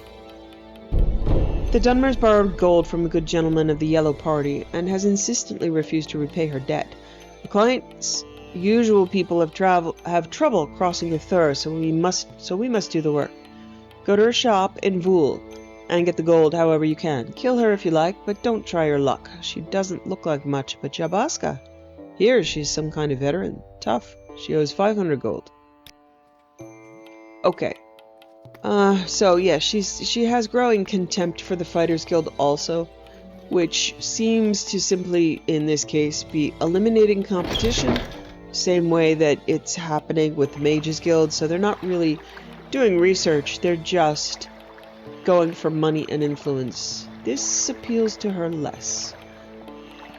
Okay, pick up another quest while we're here.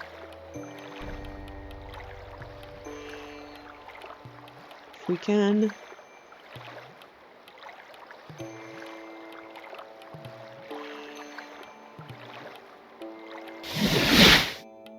But again, these are necessary evils for influence at this point. It seems unfamiliar. Ikapi's glad you're here. These lands tire of this one, and too many of its people wish ill on Ikapi. This one longs for its homeland and must return there with haste, but travel is expensive and will need a new place once arrived. This one must sell this manor to pay for it. Oh, I don't know if I have enough money. Okay. Alright, we don't have enough money right now, but we'll be back. Not interested right now. Yeah, okay. I have to come back later and buy it.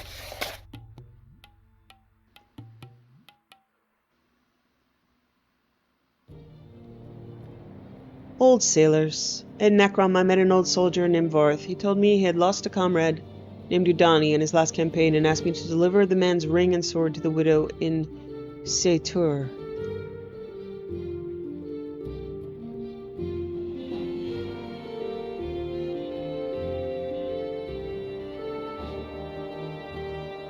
Okay, Seitur. Okay, we have not gone to Seitur. Alright. Closest place is up here.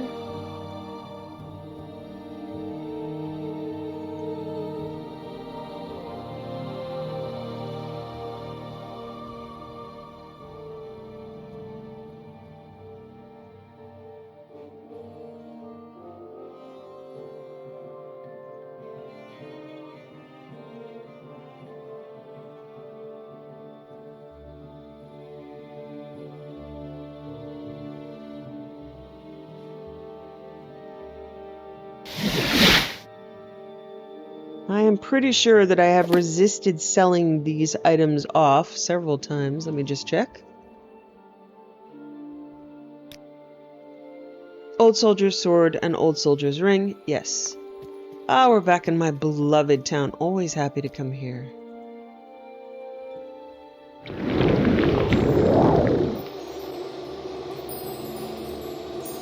She might buy this town too. Who knows?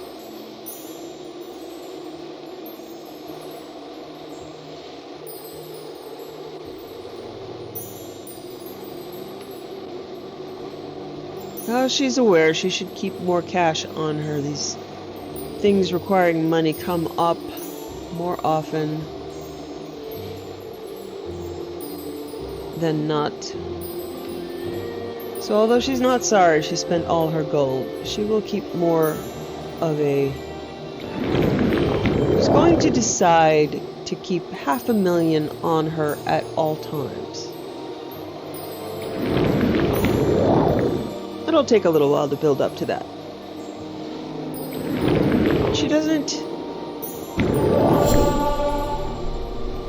rule out breaking that rule immediately. But she is going to try to save millions and buy that spa. Maybe.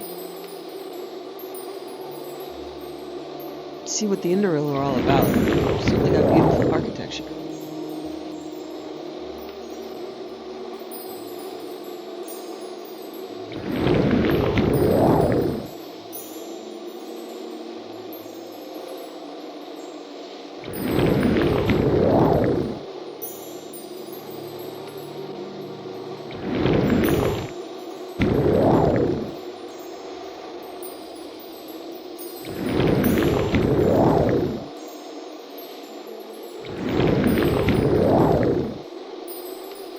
Our mind is racing with inspiration and new ambition.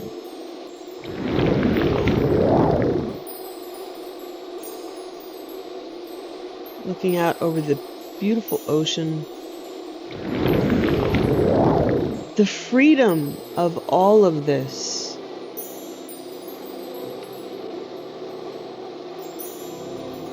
Is as close to an addiction as she has experienced. And she's wondering how much of that is the influence of power over her and what power can bring.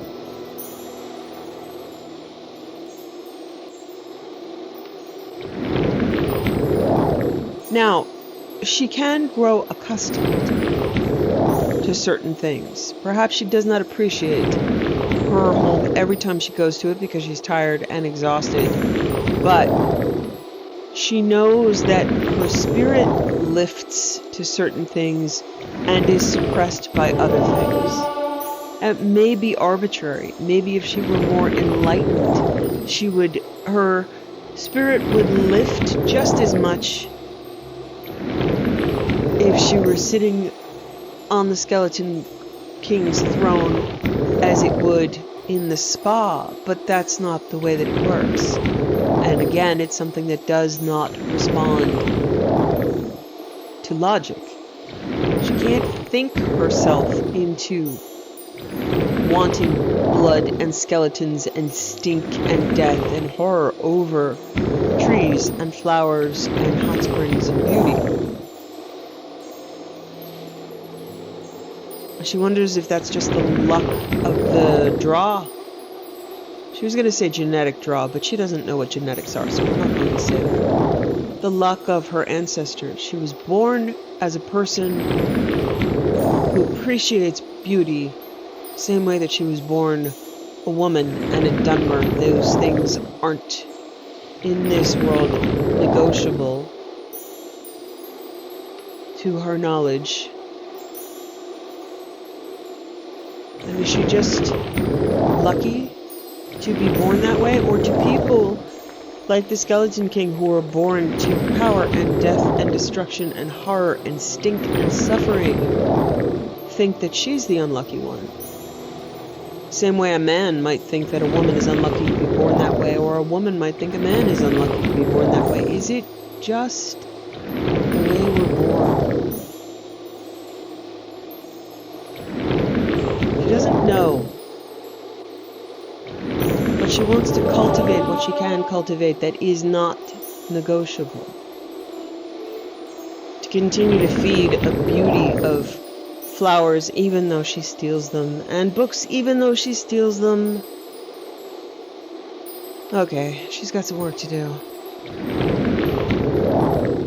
But to contemplate the beauty, and she is not promising to not steal books again, but she knows she causes suffering and loss to the people and places who go to find something beloved and treasured, and it's gone. Someone took it from them. She's feeling bad about that, but she's not sure she has the wherewithal to stop. And this is another absolutely beautiful place.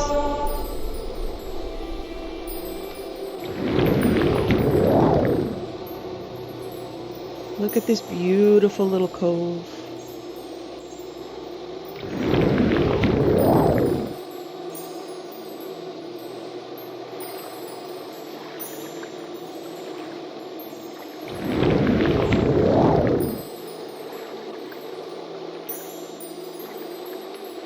Absolutely lovely here. Look at that. A humble little town. Just go ahead, Outlander. A beautiful spot need? to live in. You may speak.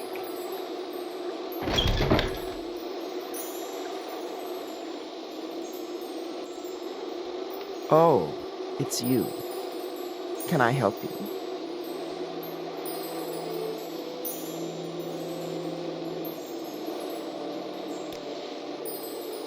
Yes, that's my name. What can I do for you? Offer Vorith's tokens. Do you not understand? You say these things belonged to my husband? My dear, he died in service some 30 years past. I'm sad to say his body was never recovered. Where did you say you came by these items? A Dunmer named Vorith gave them to me in Necrom. But, child, my husband's name was Vorith Udani, and his soul has at last found its way to the halls of the ancestors, even though his body was lost at sea. Indeed, these tokens are proof of it. Perhaps the time has come for me to take the pilgrimage to the temples of Necrom. And please take back this sword. It was my husband's once, and served him well. You may have more use for it than I. I can only thank you again for following his wishes. You've brought this old widow some great comfort.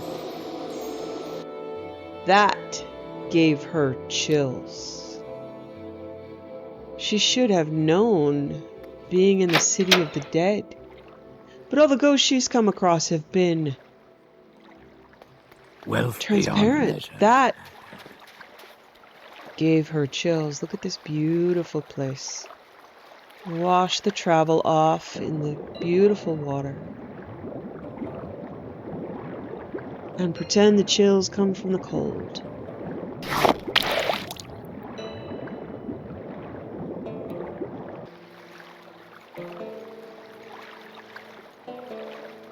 Dry off in the sun.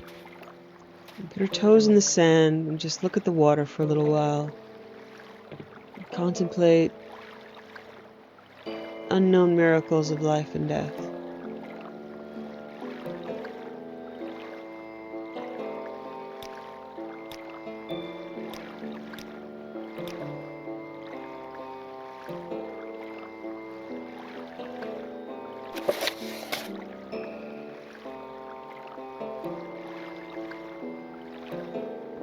Mage's Guild, kill Errol.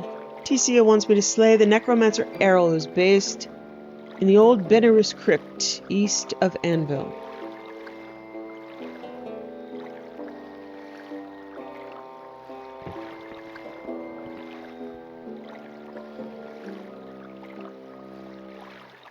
Okay, really just east of Anvil. Very close.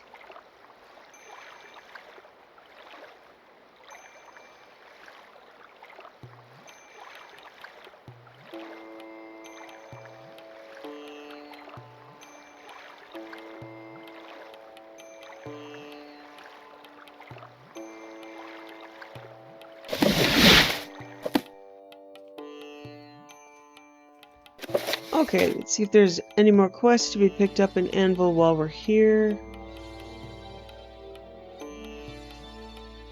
It's difficult to see here with the yellow and green.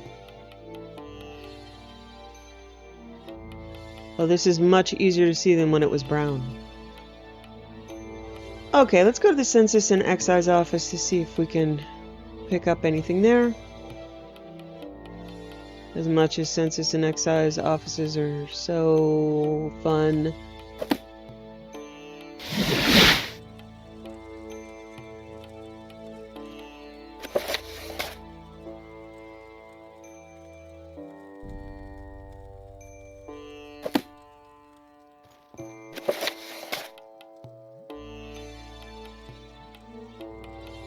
In the front lines on the war against crime. Yes. Please move along. I'm an inspector for the Anvil branch of the Cyrodiil Census and Excise office. We've lately had some difficulty in tax collection. My office is understaffed, which means I haven't been able to collect taxes from every citizen in the kingdom's domain. We're quite busy processing the taxes we've collected, so we cannot easily check up on those we've missed. Now, if you'd be so kind as to leave me to my work. Do you need any help? Well, it's quite unusual, but there is precedent for citizens of good reputation to help us in times of need. There are two individuals who I know have not paid their taxes. The first one is Sleeps in Grass, an Argonian tenant farmer who lives in a farm west of Brina Cross and owes 50 gold. The second one is a Khajiit by the name of Karasha. He works in the East Empire Company warehouse in the docks near the Garden Quarter, and he hasn't paid us 70 gold. Collect what they owe and return to me. Have you collected the tax payments? Yes, I'll pay the taxes myself. Give 120 gold. Why not? I suppose that's a possibility. Thank you for contributing to the Queen's efforts toward the betterment of each and every citizen's life, citizen. I hope these healing potions serve as a useful reward. Okay. In the front lines on the war against crime. Just hearing that it was crime. a Khajiit and an Argonian.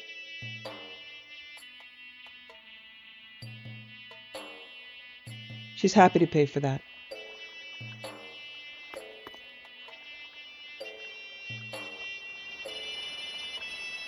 Okay, I'm gonna check in with my Tamriel rebuilt. Wow, look at all the factions.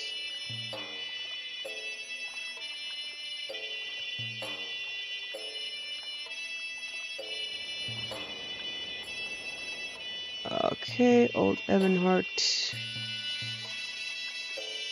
Anvil is not listed here.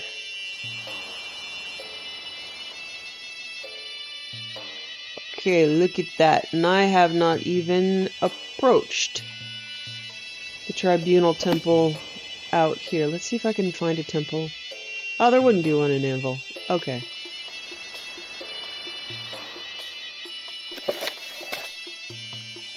Okay, Tamriel rebuilt. Let's go to... Alright.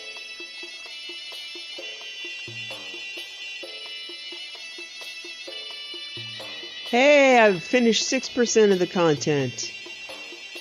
I think that's farther than I've ever gotten.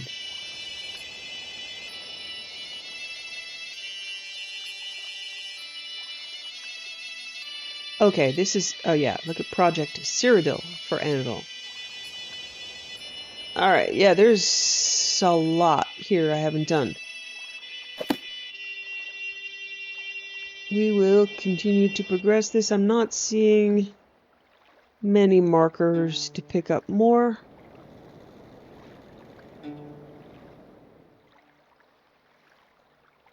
Let's see.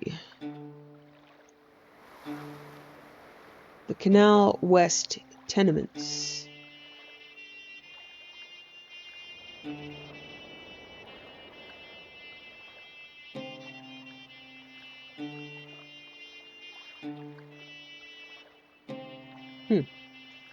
We'll see. I think this is where I helped someone. If I can help, Isn't I this- will, but okay. don't take too much time. Okay. Do you want something from me? I'm sorry I barged into your apartment. That was a mistake.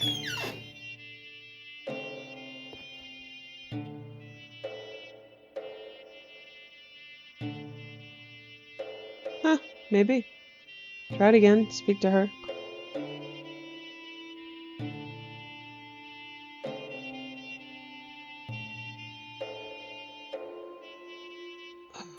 Okay.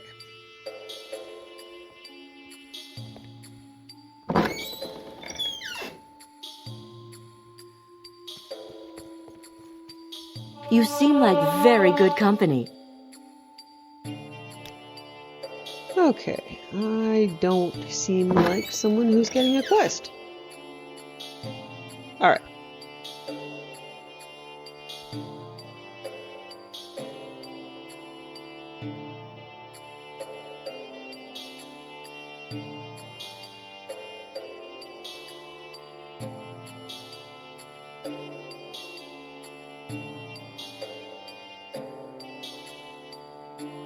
Okay, right now I'm not really seeing more markers that I can pick up, but I will continue to do stuff here and see what happens. There will still be Mages Guild stuff.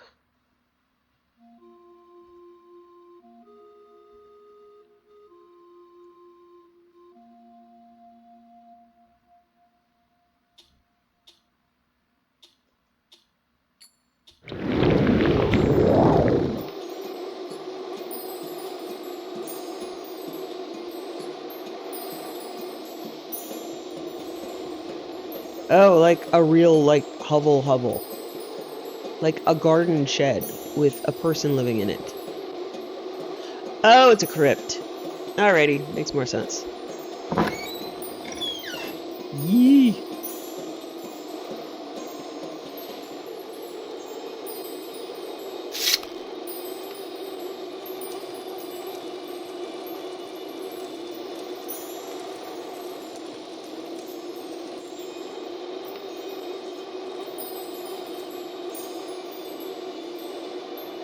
Now, knowing that... Oh, yeah. Knowing that Mages Guild can often send me after people who are really doing no harm, like Tashbi Ashabel, who was a healer. I believe it's Margan.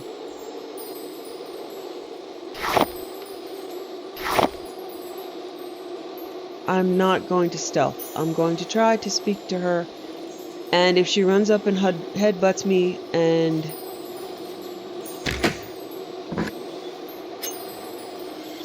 does what she does. Okay.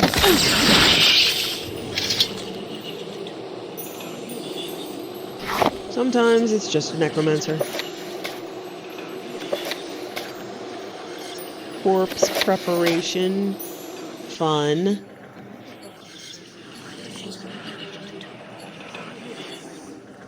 Glowing jar. The jar gives off a foul and oppressive energy. Yeah. Alright, back to the Mage's Guild.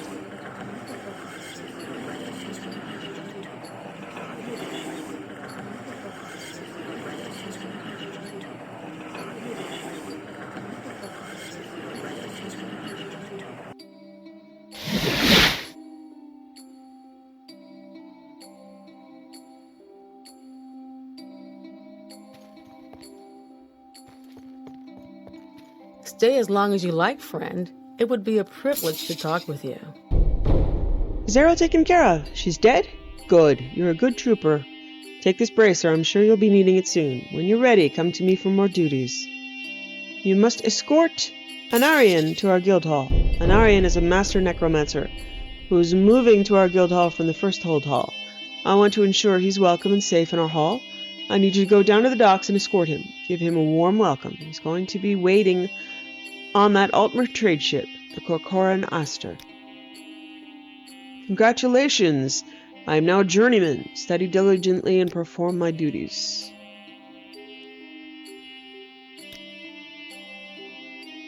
Okay, on that note, let's check my renown. So, 18 fame in Morrowind, 1 fame in Skyrim.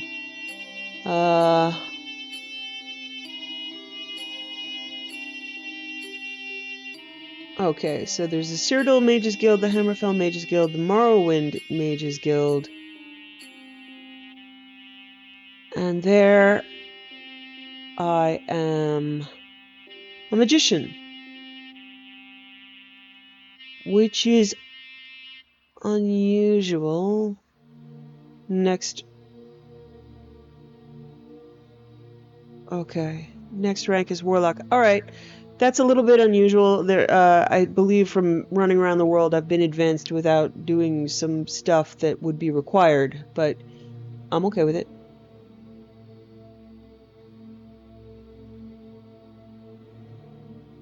Okay, so my skills, marksman at 81 is not slouchy.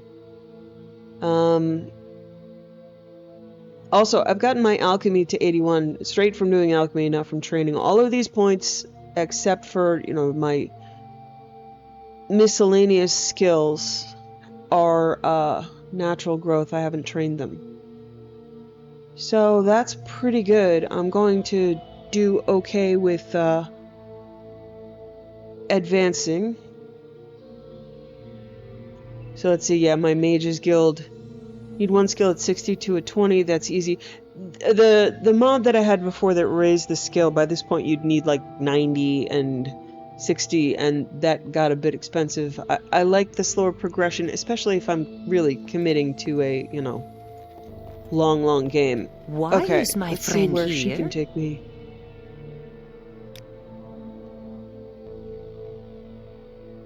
I don't know if I've gone to Brina Cross, I don't know if I've gone to Carrick. Check both of them out. How do you do, Dunmer?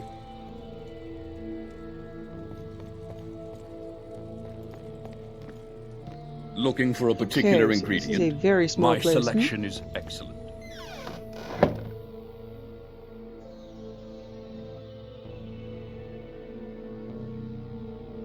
Oh, no, I don't remember being here. So this looks more like High Rock,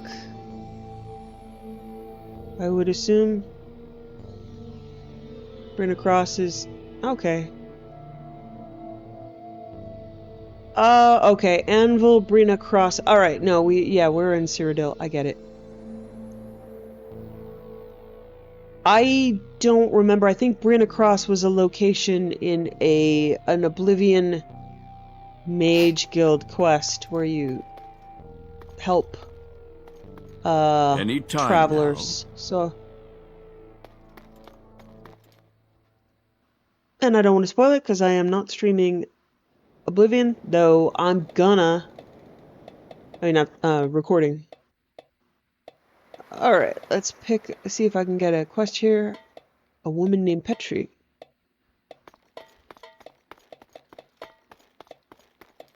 I am working on my Oblivion mod list. I'm not going to use the remake because that is such a pain to mod. It looks pretty, but there's no point to actually speak freely, friend. Trying to do a unique anything of that game because I can just watch someone else's run through. So I want to do a modded. All right, down. I want to do a modded thing where I check the lore. Okay. Are you it? Welcome to my home. I'm Lorenus Mauritius.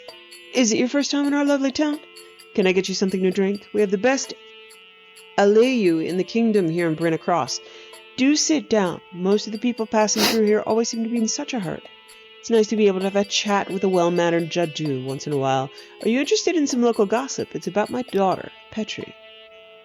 I was at the Crossing Inn the other night, and I overheard her talking about her time serving at Fort Heath. I'm a former legionnaire myself, and I've never heard of her in my life. Granted, I'm older than her, and I'm not familiar with that particular fort, so it's not surprising that we never crossed paths during our respective careers, but there's something off about her story, and there's nothing I despise more than stolen valor. Can you help me investigate her past? Good, she lives just next door, but I doubt you'll get anything from her. The commander at Fort Heath is Sibelius Tarventius, and I know him to be an honorable man. You could ask him whether he remembers a woman named Petrie. Okay. I served under his command at Fort Wispmoth at the border with Valenwood, south of Skingrad. A lot wetter than around here. He was reassigned to Fort Heath a few years after I retired. Okay.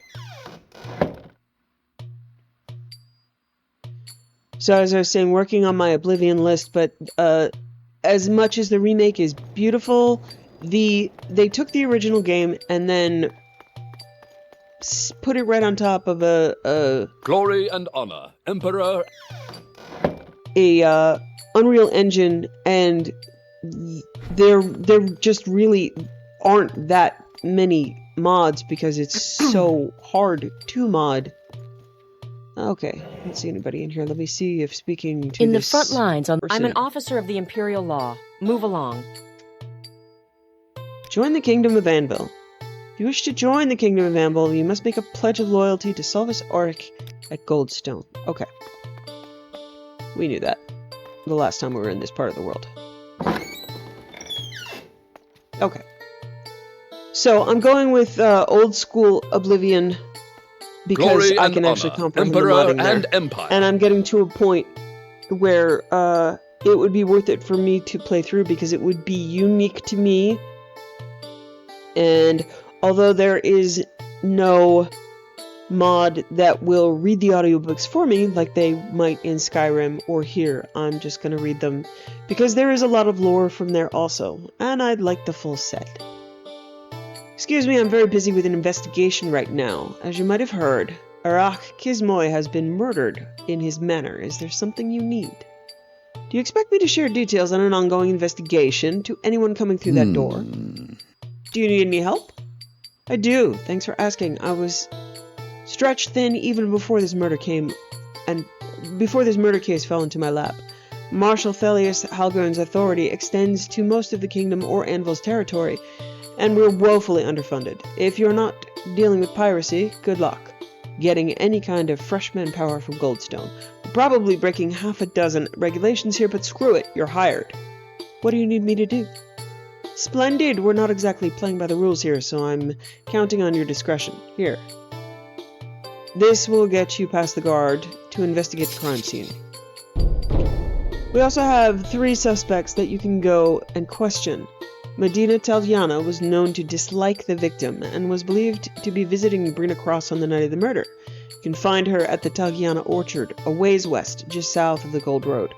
Ramus was Aran Kimoy's housekeeper. He was fired recently and is working at the Crossing Inn now. Yeah, the Brina Crossing Inn.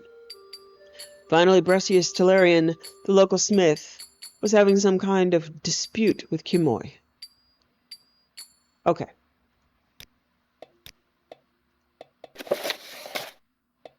Okay, I'm going to go back to the Mages Guild here, just to take a port to another area.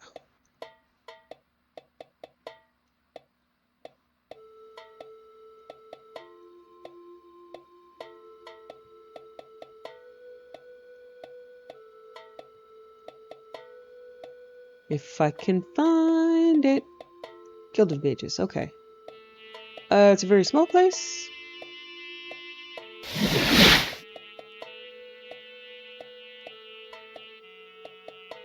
Alright, there was one more location. Trapdoor, okay. Greetings. What shall we talk about? Let's see what's in the trapdoor. I'm ready for anything. Go ahead.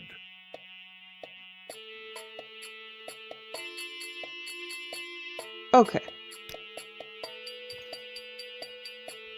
So it's pretty much, it's not a quest hub, but it's just a port spot, which is convenient.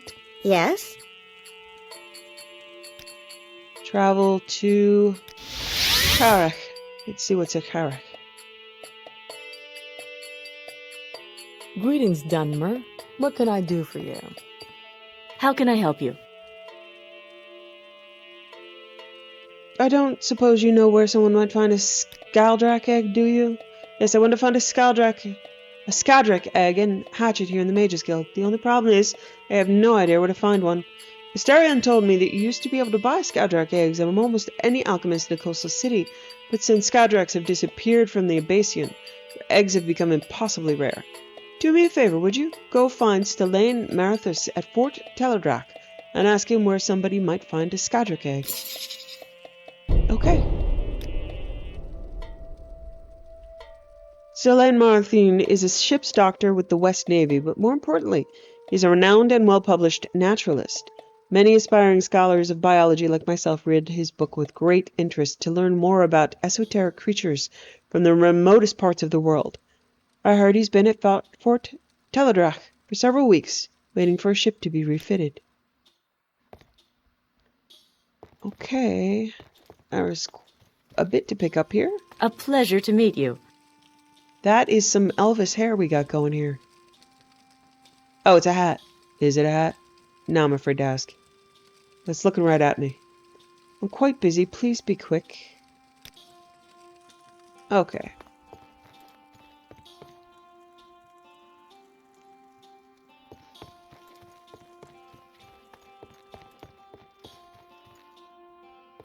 Greetings to you.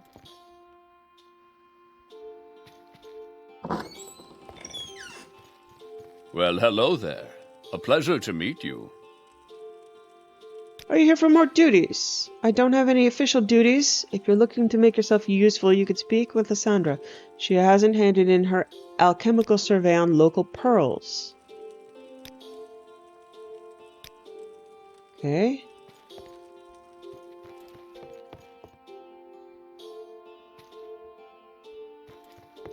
Greetings to you. I'm a little confused. As per usual.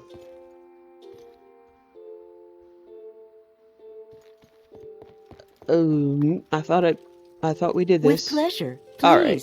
Go ahead. No? I'm yes? all ears. Local pearls. I see you've been speaking with Artavan. Unfortunately, I simply haven't had the time to carry out the survey. It's not as if I don't have a day job to focus on. If you could assist me with them, I'd be very grateful. I've been tasked with obtaining 5 types of pearls for study. If you plan on searching for those pearls in the wild, you might want to speak with Ladir to see if he has any water-breathing potions for sale. Okay, I have 5 different types of pearls commonly found throughout the Abacian. Ardvan's looking for 1 each of the standard white, blue, pink, black, and Kardesh varieties. You can find these pearls in any open body of water. However, you might have difficulty locating some of the rare varieties. Alchemists may stock them, but you'll need to purchase these out of your own pocket, of course. Finally, it may be worthwhile to speak with Ashanti over by the docks. I understand she has quite the reputation locally as a pearl diver, and might be able to provide more detailed guidance than I can. Okay, I'm going to go outside to see what I can see.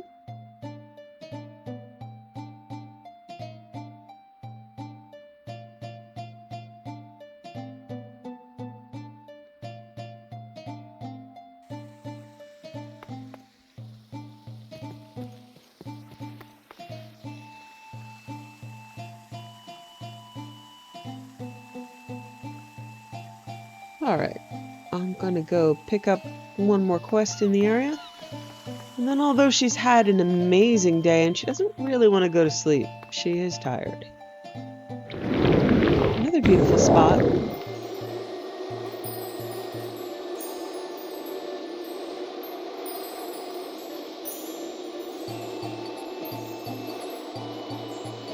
I'm listening.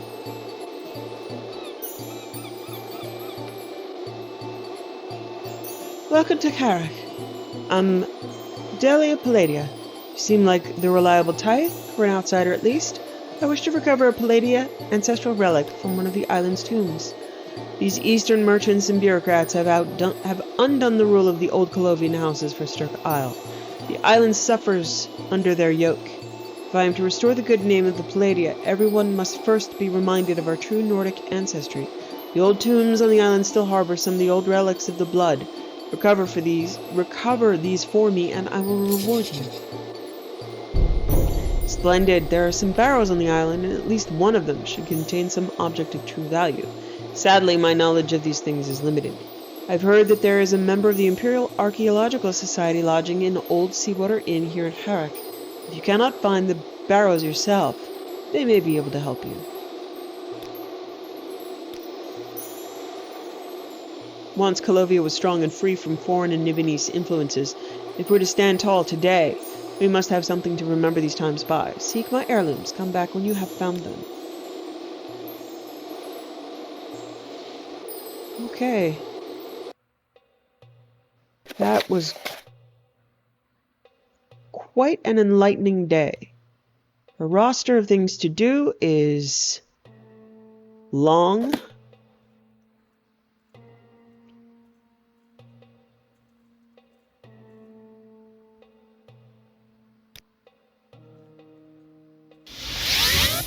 And she barely lifted her bow. Mostly people ran at her and fell down. Which is satisfying in its own way.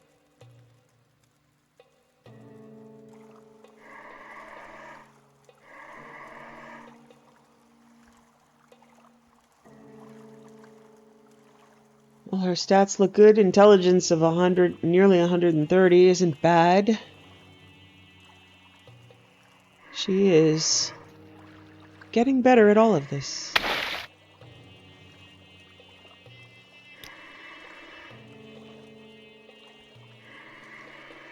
A little tempted to go back to the hot springs, but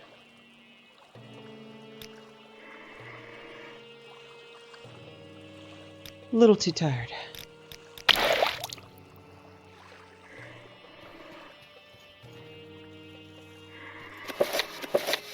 Sit at the table,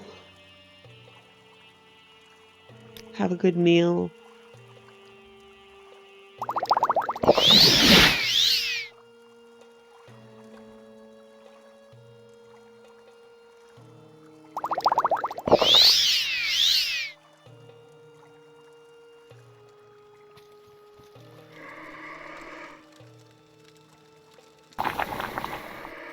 Doesn't seem long like she's been here, but she seems like a different person after all she saw today.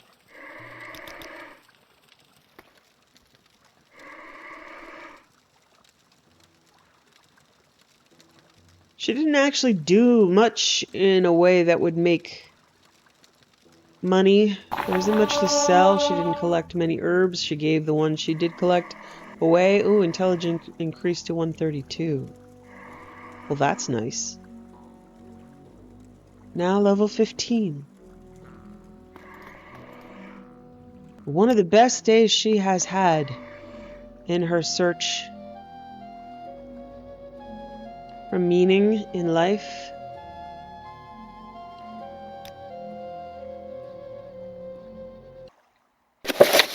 A handbook for the devout. In life, everyone encounters problems or troubles. Sometimes people find them hard to deal with. That's where the temple and your faith come in. Through devotion, prayer, and this book, you will learn how to become a better mer. To put your inner strength to work battling against your trials, there are 3 simple but powerful steps you must follow. The first step: perform an act of virtue. What act in particular does not have any bearing. There are many virtuous acts that one might do.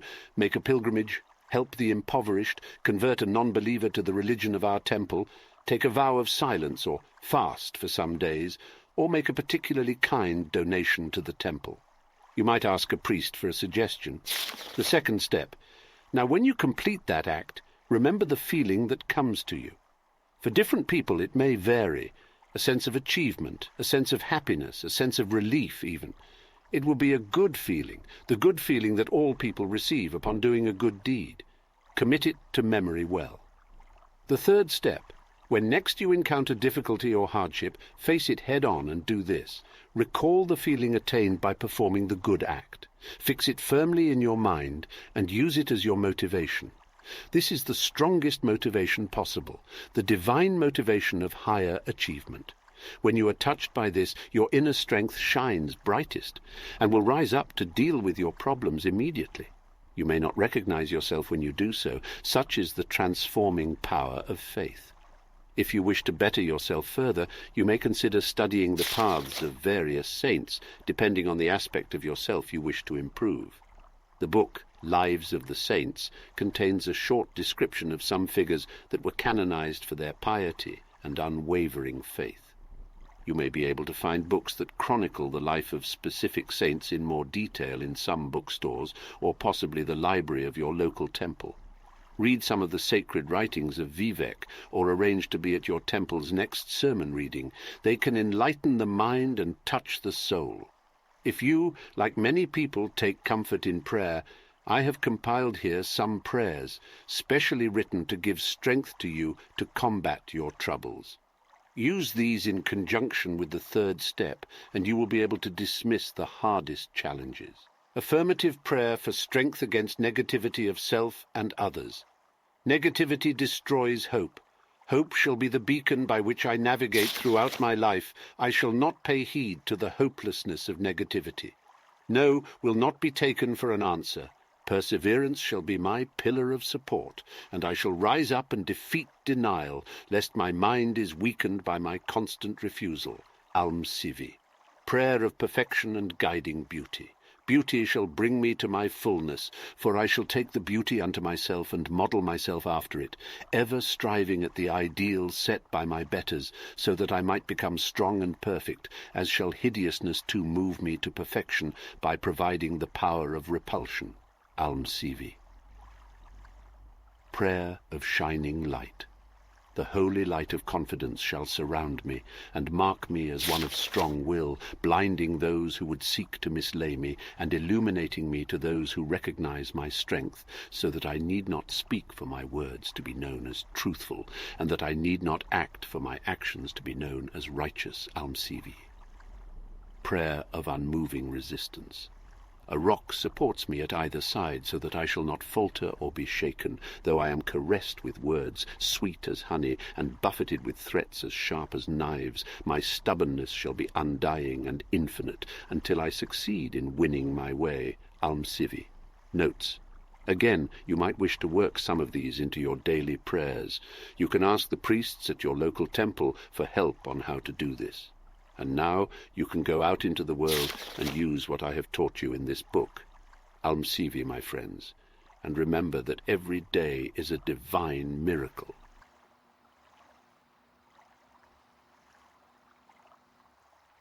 That's a lovely book. She appreciates that as in synchronicity with her day.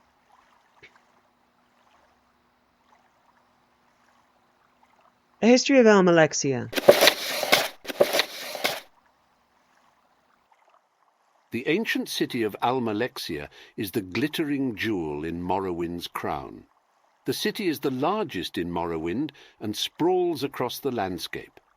Almalexia is also the centre of politics and commerce in Morrowind, as it is the home of the Lady Almalexia, as well as being the seat of House Indoril, a stronghold of the temple, and the capital of Morrowind. Almalexia is divided into several administrative districts. Members of House Indoril reside primarily in the Indoril district to the northeast of the city, which also contains the council hall of House Indoril and the headquarters of the Ordinators. The Manor district to the west contains the mansions of wealthy nobles and merchants, as well as the Abbey of St. Delin. Western Gate is home to the Ordinator barracks and is a major entrance to the city proper. Velathril Avenue to the south is a major thoroughfare, and large apartment buildings as well as the hospital and artisans' halls are located there. And in the centre lies Mournhold, with its bustling markets, extravagant accommodation, and brooding royal palace. Towering over it all is the beautiful temple, home to Mother Almalexia. The city lies in a lush valley where two mountain ranges meet in the centre of southern Morrowind. The surrounding area is mountainous, with some low valleys and grasslands. Almalexia enjoys a temperate climate, with it being neither too warm in summer nor too cold in winter. The city is sheltered from cold winds by the neighbouring mountains, and the adjacent lowlands are perfect for agriculture. A deep river leads to the sea, allowing access between the inner sea and the city. The city has not always been called Almalexia. As far back as can be remembered, the city was called Mournhold, and is often still referred to by that name. It is thought that the city was established soon after the Khymer followed the holy prophet Veloth to Resdain. A rumour persists that the city was founded upon a Dwemer fortress, but this obviously disrespectful tale is nothing but a myth. Mournhold was established in a strategically important area at the confluence of two rivers and surrounded by mountains. The city itself probably began as a stronghold, but this function may have become less important after the end of the Nord occupation and uniting of the Dwemer and Khymer in Resdain under Lord Indoril Nerevar and Dumak Dwarf King. The city entered a golden age with Resdain under the guidance of Lords Nerevar and Dumak. The population is thought to have swelled considerably during this peaceful period, as Lord Nerevar made Mournhold his capital. Mournhold became the largest city in Resdain as artisans, merchants and clerics flocked to the city, following the administrative apparatus of the First Council. The peace also allowed the city to expand outside of the old stronghold fortifications, and farmers were encouraged to settle in the nearby lowlands. After 250 years of peace, the War of the First Council was initiated by the blasphemous Dwemer and treacherous Sixth House, and led to much suffering in Resdain. The war was fought at Red Mountain, but many sons of Mournhold perished. Sixth House insurgents present in Mournhold rebelled, and many innocent Dunmer were killed before the treacherous ones were overcome. Still more citizens of Mournhold perished in the famine that occurred after the eruption of Red Mountain. The ash from the eruption covered the fields near Mournhold, poisoning crops and livestock. It is said that refugee columns stretched from horizon to horizon as people fled the city to find food. Almalexia, Vivek and Sota Sil attained godhood through their works at Red Mountain and formed the Tribunal Temple in order that they might better watch over the Dunmer. The temple incorporated many of the old ways and was based in Mournhold. After the tragic death of Lord Nerevar and the glorious ascent of the Tribunal, Mournhold began to decline in stature as other regional house capitals gained influence. Nevertheless, it remained the largest city in Resdain. The theocracy of Resdain at that time enjoyed a long period of stability, with house conflicts settled by the Council, Morag Tong, or House War. Resdain was the most powerful nation on Tamriel, and all envied her glory. Though the grandeur was not to last, as the many small human kingdoms slowly consolidated into a single empire under a line of Cyrodiilic despots. This nation grew mighty, and the Holy Tribunal watched with growing apprehension. Eventually, all areas of Tamriel came to be under the control of the Emperor, even the lands of the haughty Altmer. Only Resdain was free. At the end of the First Era, the Empire invaded Resdain, the last free nation on Tamriel. After 80 years of warfare, Lord Vivek negotiated a truce with the Empire. The truce forced the Dunmer to allow the establishment of a chain of imperial forts, stretching from Firewatch in the east to Blacklight in the west. While the truce was controversial, Vivek decided that this would be the best course for his people. However, just weeks after the truce had been signed, the deceitful Mehrunes Dagon was summoned by a coven of ungodly witches and incited to attack Mournhold. The city was burnt to the ground and utterly destroyed. As were countless others, Indoril Brindisi Dorom, Duke of Mournhold, was slain by the Daedra and his lesser minions. Almalexia and Sotha Sil rushed to Mournhold as fast as they could, and banished Mehrunes Dagon back to oblivion. But it was too late to save the city and its populace. The rebuilding of Mournhold began at once, planned intimately by Lord Sotha Sil. Under his guidance, and with the use of his sacred creations, the city of Almalexia was returned to its former glory upon the ruins old Mournhold. Thus the city was built with an order and structure missing from all other cities in Morrowind. The new city was renamed Almalexia, as Lady Almalexia chose to make the capital her home. A mighty temple was built for Almalexia to reside in at the centre of the restored city. Though she often took long absences from Mournhold, whenever she was resident she walked among the populace and helped those in need. To commemorate the banishment of Mehrunes Dagon, a statue of Almalexia was erected in the new Plaza Brindisidorum. After the collapse of the First Cyrodiilic Empire in the Second Era, much of Tamriel dissolved into small warring states. Morrowind, however, remained intact due to the wisdom and guidance of the Tribunal. Almalexia was maintained as the capital, and the Holy Tribunal remained the absolute power in the land. It is at this time that the inhabitants of the distant land of Akavir attempted to invade Morrowind, but Vivec taught the Dunmer how to breathe water, and all of Morrowind was flooded to defeat the menace. Almalexia escaped much of the flooding, and the little damage that did occur was cosmetic only. The city was saved from the invaders thanks to the actions of mighty Vivec. 300 years after the flooding of Morrowind, the Cyrodiilic general Talos, later known as Tiber Septim, united the kingdoms of men under his rule. Only Morrowind and the Aldmeri nation remained free. Tiber Septim then turned his attention to Morrowind and demanded that it submit to his rule. The temple with houses Indoril, Dress and Redoran opposed this, while the weak Hlalu proposed appeasement of the empire, and the Telvanni refused to become involved. The legions of Septim massed on Morrowind's border, and Redoran troops prepared to do battle. The leadership of House Indoril was certain Morrowind would fall to the legions, and was unwilling to support House Redoran's foolhardy intention to face the legions, so an extensive campaign of insurrectionary warfare was planned. However, the occupation never came to pass. Even as the legions invaded Morrowind, Vivec again saved Morrowind. After some initial skirmishes, he announced that a truce had been negotiated, allowing Morrowind to retain its customs and temple, while Morrowind again nominally became an imperial province. A king was put in place to rule over Morrowind as a puppet of the Cyrodiilic Emperor. The throne of the king was established in Almalexia, as was only natural. After all, Almalexia was the mightiest city in all Morrowind. The city was again saved from destruction, as the legions would surely have looted and smashed this glittering capital of Morrowind. Many Indoril leaders chose the honor of taking their own lives, rather than submitting to imperial rule. House Hlalu also expanded at the expense of House Indoril through murder and theft, and the devious Hlalu merchants grew rich through trade with the empire.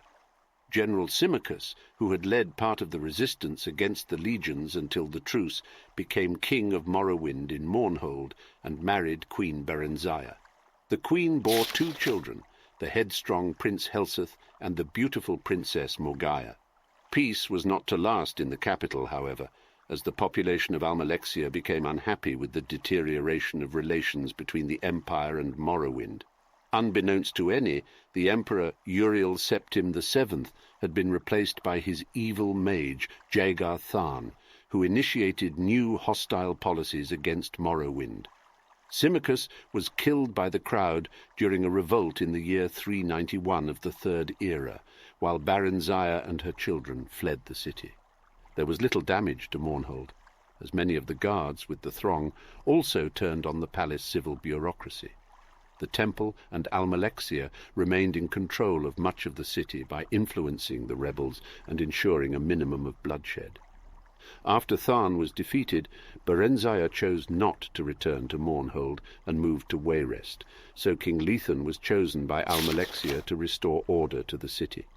Lethan was much beloved by the people, and the crowd dispersed. 5 years later, Lethan himself led a mighty army against the vile beastmen to the south, destroying their armies and taking thousands of slaves. Throughout the history of Almalexia, It has been unrivaled as the centre of administration and civilization in Morrowind. Under the guidance of generous King Lethan and the beneficent Lady Almalexia, the magnificent metropolis continues to grow in authority, the home of a god and capital of all Morrowind.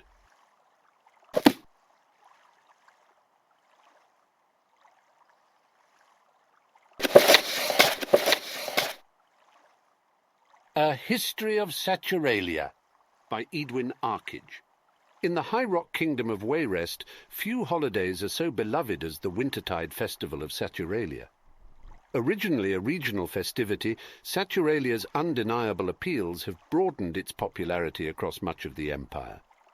Traditionally, Saturalia is a time for feasting, drinking, and exchanging gifts, a celebration of warmth in the deep of winter. Saturalia began its long history as a midwinter festival among the Bulezai and sedentary Wayrest Nedics, dedicated to the god Sadhuil. A now-forgotten god of merriment, debauchery, and love, Sadhuil has in modern times been identified with Sanguine and even Dibella. For the ancient Wayrestians, Sadhuil's feast was a time for great indulgence in food, drink, and sex, a tradition that has filtered down to a degree into modern Saturalia traditions. However, it was not until the early Third Era that the Saturalia we know came into being. When Tiber Septim brought Wayrest and High Rock into his empire, it was his lieutenant Saturio who was made interim governor of Wayrest. Aside from many advances in infrastructure and governance, Governor Saturio was noted for his great piety and considerable effort in spreading the imperial faith to the heathen Bretons, who then worshipped an eclectic assortment of elven, Nordic, and pagan Nedic deities, resembling imprecisely the modern gods of the Bretons. In early Third Era Wayrest, Sadhuil was one of these, highly popular during his midwinter festival. Saturio, noting this popularity, hoped to turn the religious dedication to Sadhuil's faith to the imperial cult, and was remarkably successful.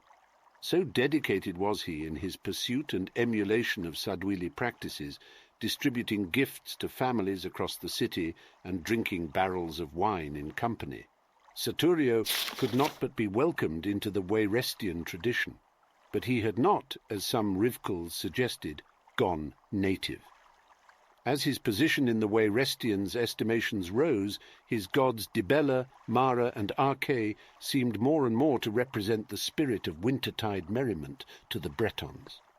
Within 3 years, Sadhuil's name had become to vanish from midwinter celebrations, and a great many Wayrestians began to follow Saturio's new cult. And after his death, the memory of Saturio had begun to replace the heathen festival deity. For his role in bringing Wayrest into the imperial fold, Saturio was declared a saint of the imperial cult, and since Saturio's day, a recognized holy day. But the memory of Sadhuili traditions survives through Saturio's legacy, and Saint Saturio is today a jovial winter spirit to whom the generous giving of gifts is attributed. Good little children who keep the 9 and obey their parents will be given gifts by old Saint Saturio, or Saturalisman, while their parents enjoy a hearty drink in his honour.